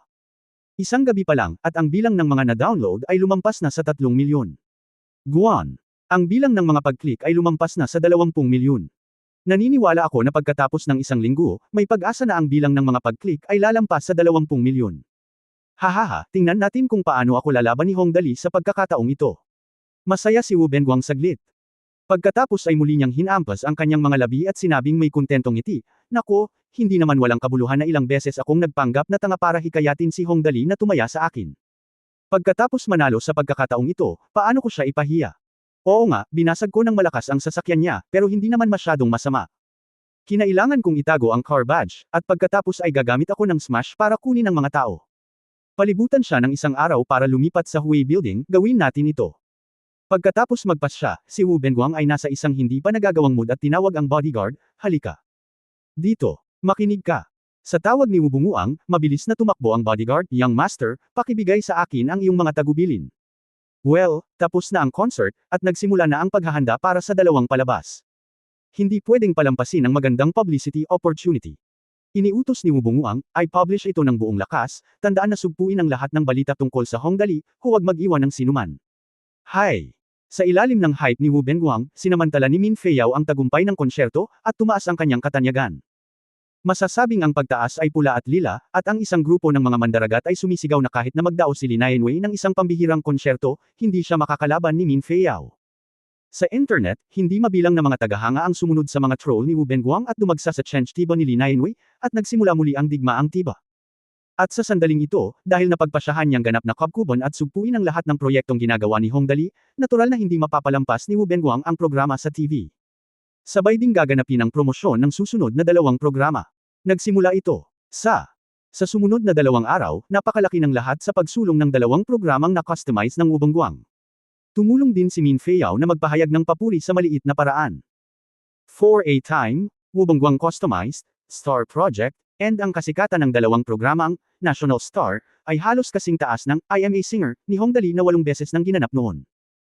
Tungkol naman sa mga programa sa TV, ang 2 programa ni Gobon Hakari ay talagang walang gaanong pagkamalikhain kung tutuusin, kaya sa paghusga mula sa mga reaksyon sa internet at mula sa mga tao sa kanilang paligid, ang tugon ay maaari lamang ituring na karaniwan. Ang problema ay talagang handang gumastos si Wu Benguang, mas handang gumastos ng pera kaysa kay Hong Dali. Ang pangunahing layunin niya ay ganap na sirain ang tiwala ng 4 na pinakamalakas na kabataan sa kaharian ng langit. Maaari lamang siyang magtagumpay ngunit hindi mabibigo, at kung maaari siyang kumita o hindi. Sa katunayan, wala ito sa saklaw ng kanyang pagsasaalang-alang, kaya ang huling resulta ay ang pag-promote ng 2 programang ito ay hindi mas mapagbigay kaysa sa konsyerto ni Min Feiyao, at talagang nakakuha ito ng sapat na atensyon. Xinhai Weibo. Orange Gold Entertainment Wuxi, masayang-masaya akong sabihin sa inyo mahal na mga manunood na ang bagong programa sa TV na Star Project ay malapit nang ilabas sa screen. Nakahanap kami ng mga napakalakas na kakampi para sa programang ito, at magkakaroon ng malaking bilang ng mga heavyweights. Sa pagdaragdag ng mga celebrity, ang eksena ay magiging mas kapanapanabik. Naniniwala ako na ito ay mas mahusay kaysa sa I Am a Singer. Miyerkules, 14 ng Hulyo, sana ay magustuhan ninyo.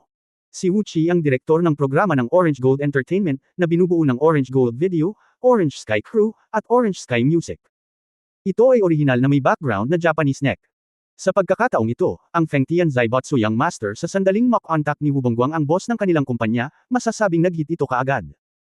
Kasama ang mga orihinal na koneksyon ng Chengjin Entertainment, agad siyang nakahanda na atakihin ang programang I Am a Singer ni Hong Dali. Sa sandaling na i-post ni Wuxi ang kakarampot na mensaheng ito, si Min Feiyao ay nagsimulang isulong ng buong lakas, ang programang Star Project na ito ay talagang napakahusay. Ako ay sapat na mapalad na makasali. Mga mahal na kaibigan na may gusto sa akin, dapat ay nasa oras kayo. Panoorin ito. Poly Film and Television Zia Luri, bagaman kami ay nasa isang mapagkompetensyang relasyon sa isa't isa, nakaramdam ako ng matinding pressure nang marinig ko na ang Project Star ay malapit ng ipalabas at ang aming kumpanya ay malapit ng mag-host ng National Star.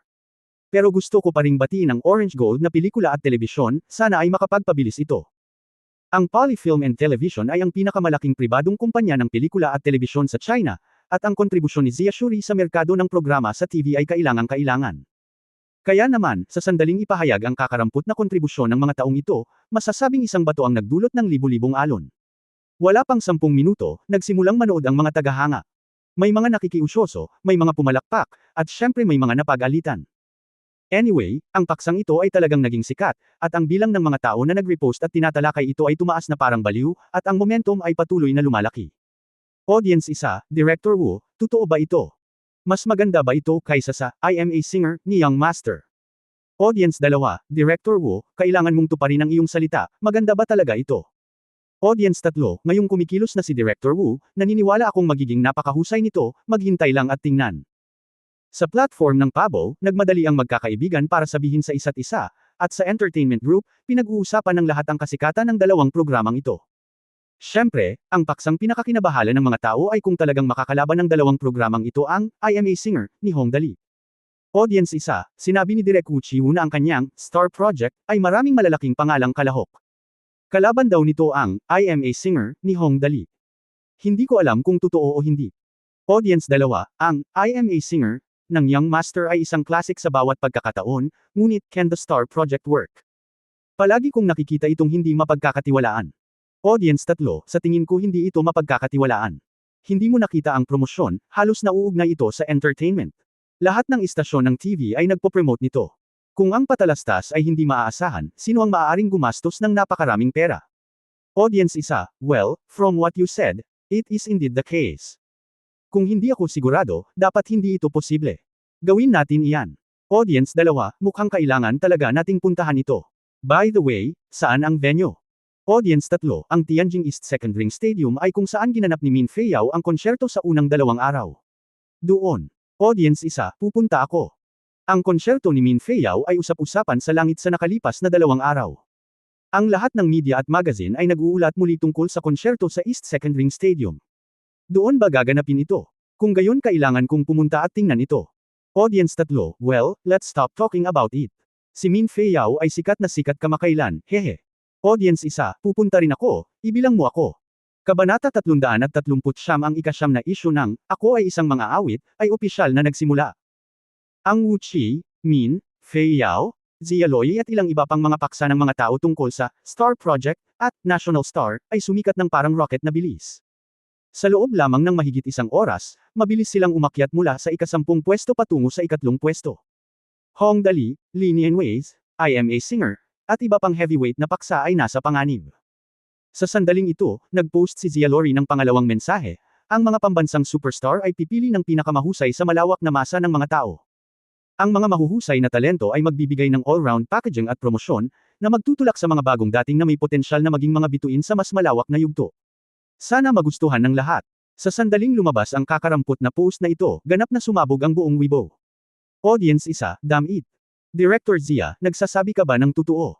Audition sa mga ordinaryong tao. Nandyan sila sa buong bansa.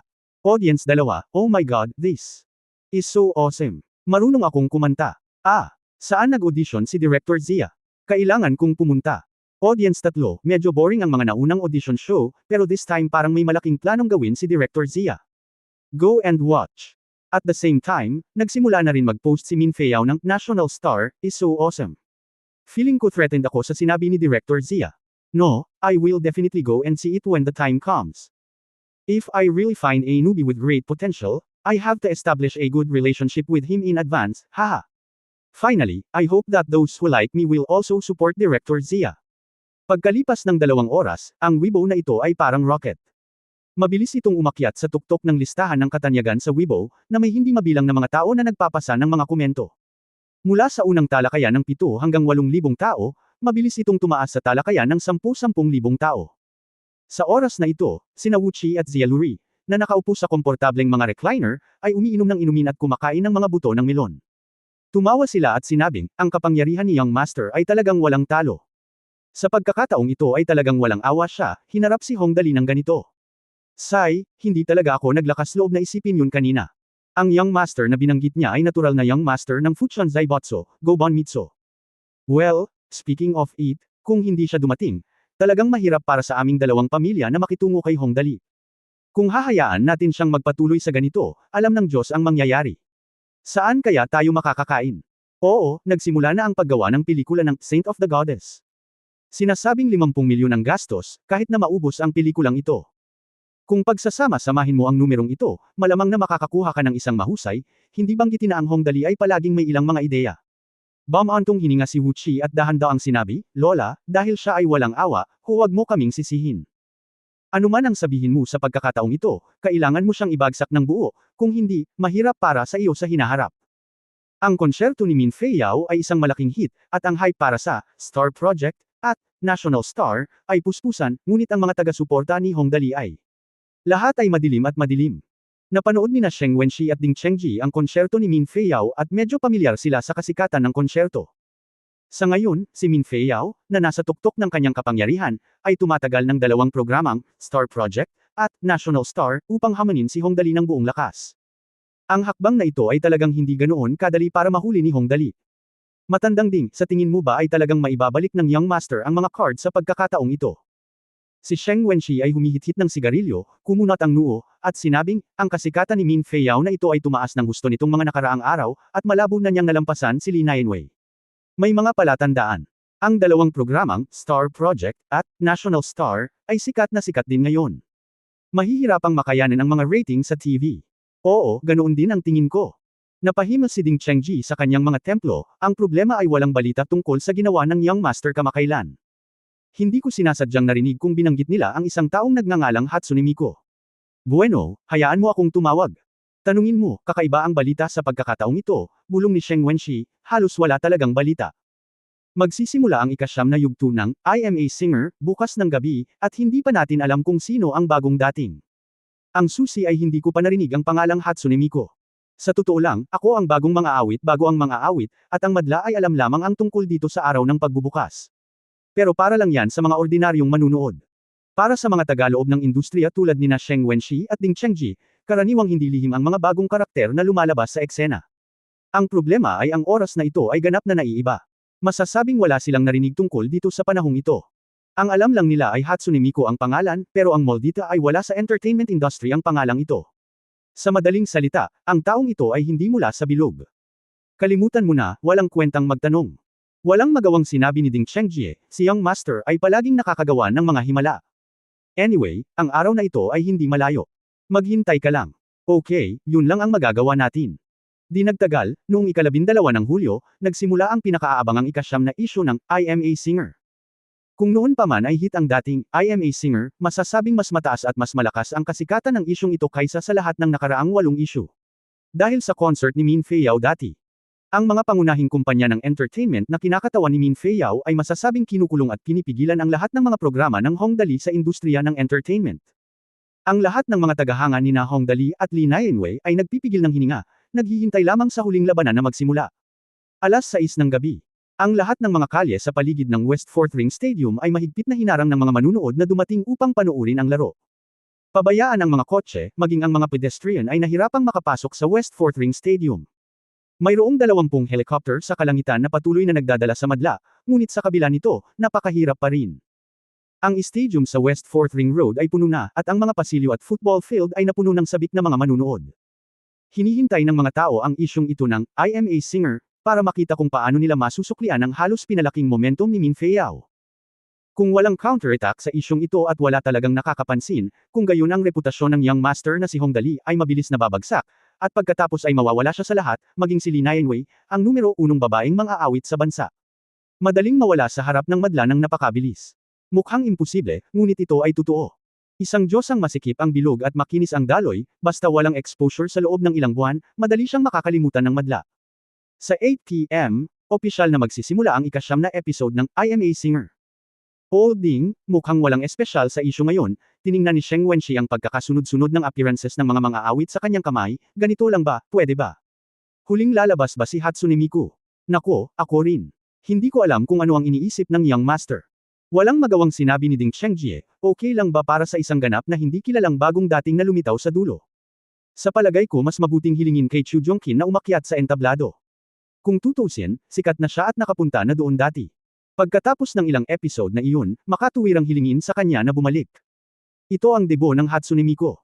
Kalimutan mo na, hindi natin maintindihan ang karunungan ng Young Master, umiling si Sheng Wenxi, maghintay ka lang. Sayang. Sa oras na ito, tumanggo rin ang isang senior music critic sa tabi niya at nagsabi, hindi madaling hawakan. Ang mga kanta na ginanap ng mga mang-aawit ngayon ay itinuturing na napakahusay. Ang problema ay walang partikular na malalaking highlight. Kung ang panghuling kombinasyon ng Hatsune Cheni ay hindi makapagbigay kasiyahan sa mga manunood, kung gayon ang isang malaking bahagi ng nakaraang kasikatan ng Young Master ay magwawalang bahala. Pagkatapos ng lahat, ngayon, ang minumiyaw ay mawawala. Oo. Sang-ayon ni Ding Chengji, depende sa huling tao, sayang. Sa totoo lang, hindi talaga ako sang-ayon sa ganoong peligrosong diskarte. Opisyal na post ng I Am a Singer. Tahimik na nanunood ng live na broadcast ang lahat, ngunit walang nagpo-post sa post bar na may milyon-milyong tao, na nagpapakita kung paano nakuha ng labanang ito ang puso ng lahat. Maging si Min Feiyao at ang hukbong dagat ay nakatago. Naghihintay ang lahat. Hinihintay nila ang huling kombinasyon ni Hatsune Tenyi, na ang pangalan ay hindi pa nila narinig, kung kaya nilang magdulot ng matinding pagkabigla at sorpresa sa lahat, o kung lubos nilang bibiguin ang lahat. Hanggat ang kanilang pagganap ay mas masahol pa, ang I Am a Singer ay ganap na mabibigo sa mapagpasyang labanan na ito. Opisyal na post ni Li Nianwei. Sa oras na ito, halos 5 milyong tao sa Tiba ang tahimik na naghihintay. Naghihintay din sila kung paano mababawi ni Hong Dali ang pagkatalo. Sa kanilang mga puso, si Li Nianwei ay isang diyosa. Mula nang magdebut siya, isa na siyang ganap na diyosa. Ito ay ngayon at ito ay magiging sa hinaharap. Gayunpaman, pagkatapos ng lahat, inaasahan ng lahat na ang diyosa sa kanilang mga puso ay ang pinakamahusay, at kahit na si Hong Dali, na humawak sa diyosa, ay hinding-hindi papayag na matalo siya. Pagpalain ako ng Diyos, sana ay maibalik ng Young Master ang tide ng digmaan. Sa 10 taong integridad ko, gusto ko lang manalo ang diyosa. Ito ang ipinost ng isang Tiba member nang matapos kumanta ang ika-6 na singer. Ang ika-6 na mga awit ay natapos ng kumanta, at ang mga manunood ay nagbigay ng napakainit na palakpakan, at pagkatapos ay tumahimik kaagad. Ang lahat ay naghihintay upang makita kung sino ang huling napakahiwagang kombinasyon ng Hatsune Tenyi. Hindi nagtagal, naglakad si Zhang Kai sa entablado. Kinuha niya ang microphone at yumuko sa lahat ng audience. Pagkatapos ay ngumiti siya at sinabing, "Kumusta sa lahat, ako ang host na si Zhang Kai." Ang ika-5 round ng I Am a Singer, magsisimula kaagad ang 7 kompetisyon. Matapos marinig ang mga salita ni Zhang Kai, medyo kinabahan ang audience sa ibaba. Hindi lang ito ang huling kompetisyon, kundi pati na rin ang mapagpasyang labanan kay Min Feiyao, ang pinakamalaking kaaway ni Li Nianwei kamakailan. Napakahalaga ng kinalabasan ng kompetisyong ito na ito talaga ang pinakamalaking hamon na hinarap ng I Am a Singer, mula nang magsimula itong ipalabas. Pagkatapos ng 4 na round ng bakbakan, ang mga awit na nabubuhay pa sa entablado na ito ay natapos na sa pakikipaglaban ngayong gabi.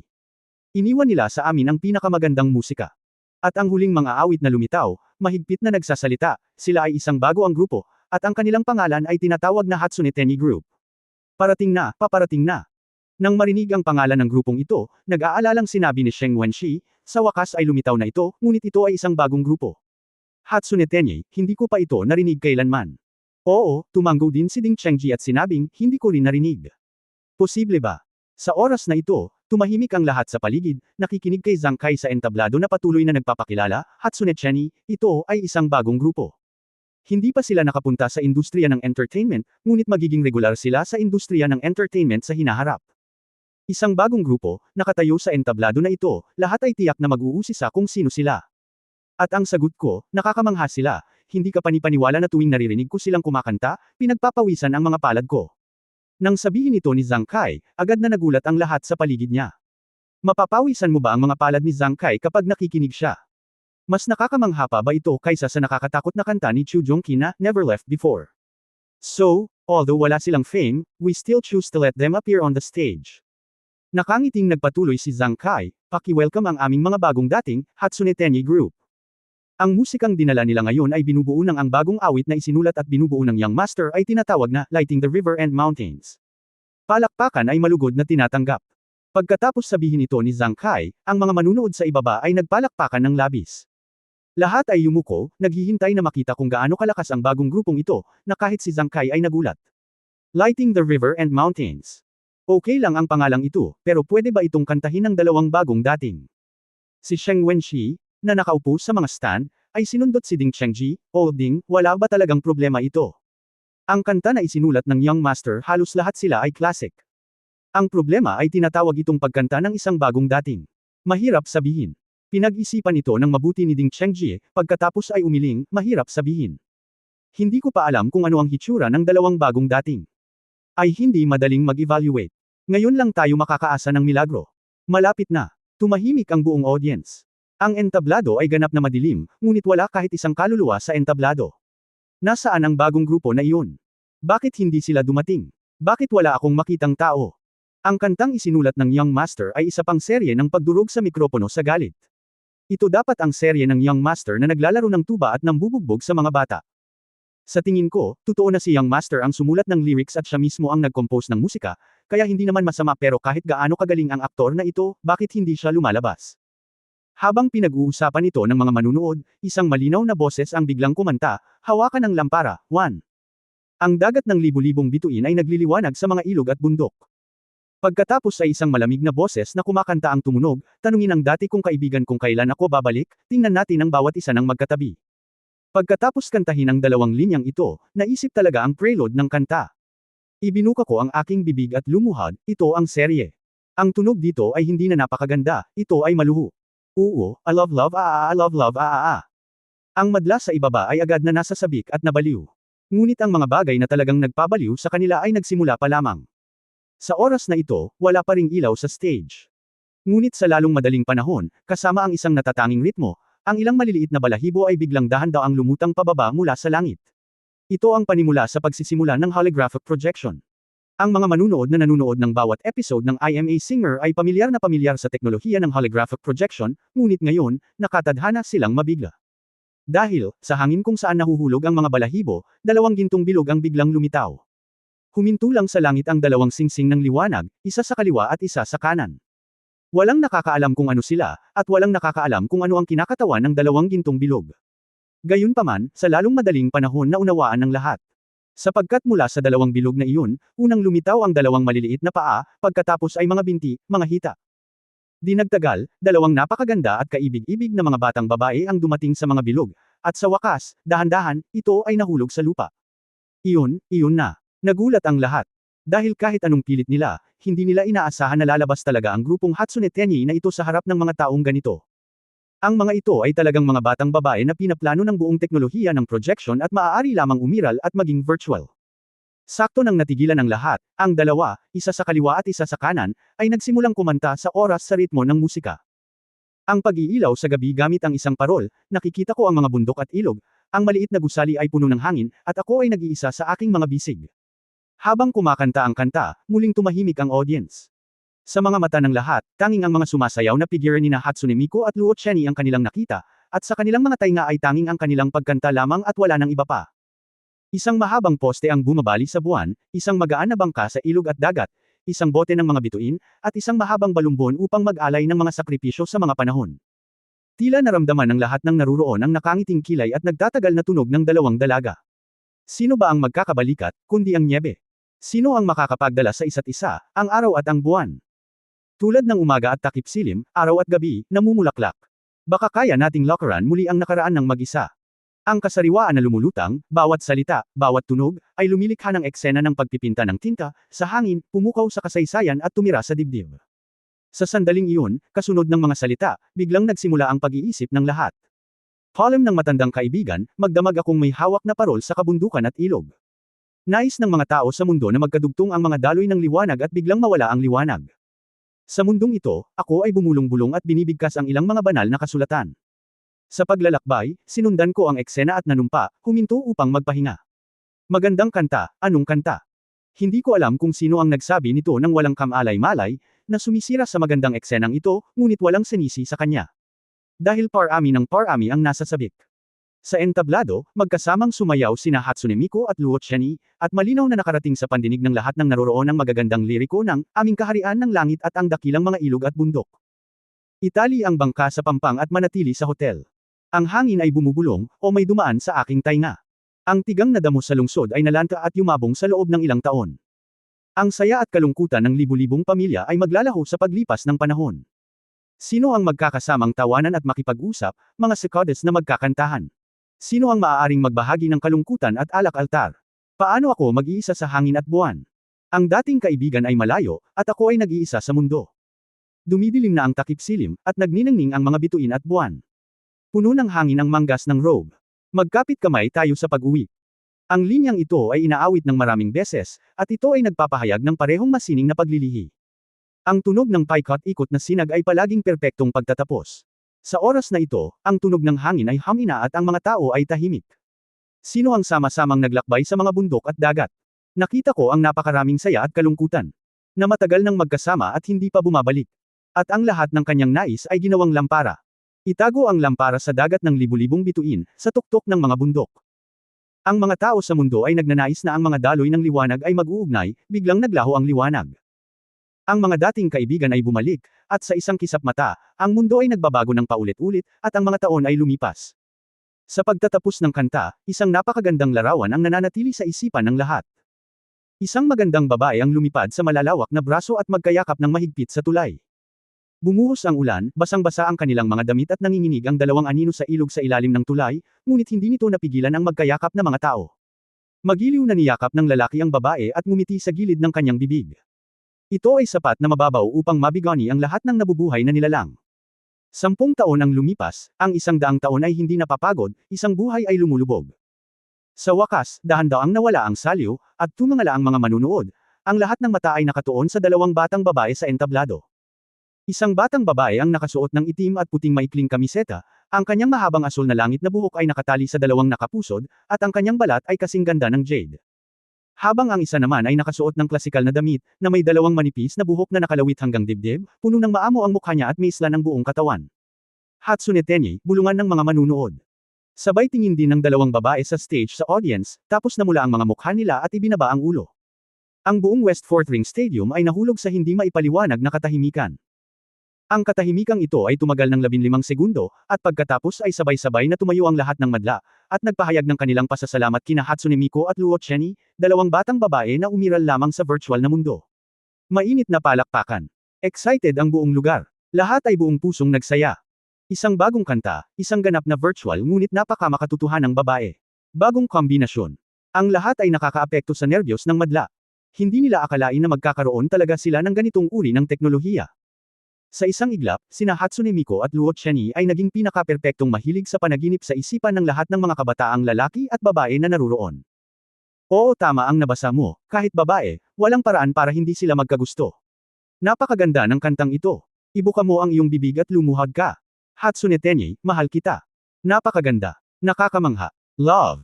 Talagang mahusay. Gustong gusto. The Lifetime Series. Tumagal ng 2 minuto ang tagay bago tumahimik ang buong eksena. Matapos kumalma ang lahat, ang sky blue na twin-tailed na si Hatsune Miku na cute na tumagilid ang kanyang ulo, na may mahinang ngiti sa kanyang mukha, at nagpakilala, "Hello everyone, my name is Hatsune Miku. Thank you, everyone." Tapos ngumiti si Hatsune Miku na nahihirapan, hehe. Hehe. Ang kanyang bungad, kasama ang kanyang cute na ekspresyon at ang hitsura sa pagitan ng 2 at 3 dimensyon, ay nagpatigil sa buong audience. Ang madla ay agad na umibig sa kanya, isang batang babae na gustong hawakan siya ng mga tao sa kanilang mga bisig at marahas na halikan. Ang pangalan ko ay Luo Chenny, sana ay magustuhan ninyo ito. Hindi tulad ni Hatsune Miku na mahiyain at cute, binati ni Luo Chenny ang mga manunood ng mahinahon at bukas palad, mga kaibigang madla, mahal ko kayo. Ang hitsura ni Luo Chenny ay nanalo rin sa mga tagay at suporta ng hindi mabilang na mga manunood. Noong gabi ng ika-12 ng Hulyo taong 2014, sa live na palabas na I Am a Singer, nakilala ng grupong Hatsune Chenny ang mga manunood sa unang pagkakataon. Ang kantang, Lighting the River and Mountains, ay nanalo ng papuri ng lahat. At muling humagupit ang bagyo ng I Am a Singer. End of this chapter. Pahingi naman ng like, share at subscribe mo na rin para updated ka sa susunod na kabanata. Salamat.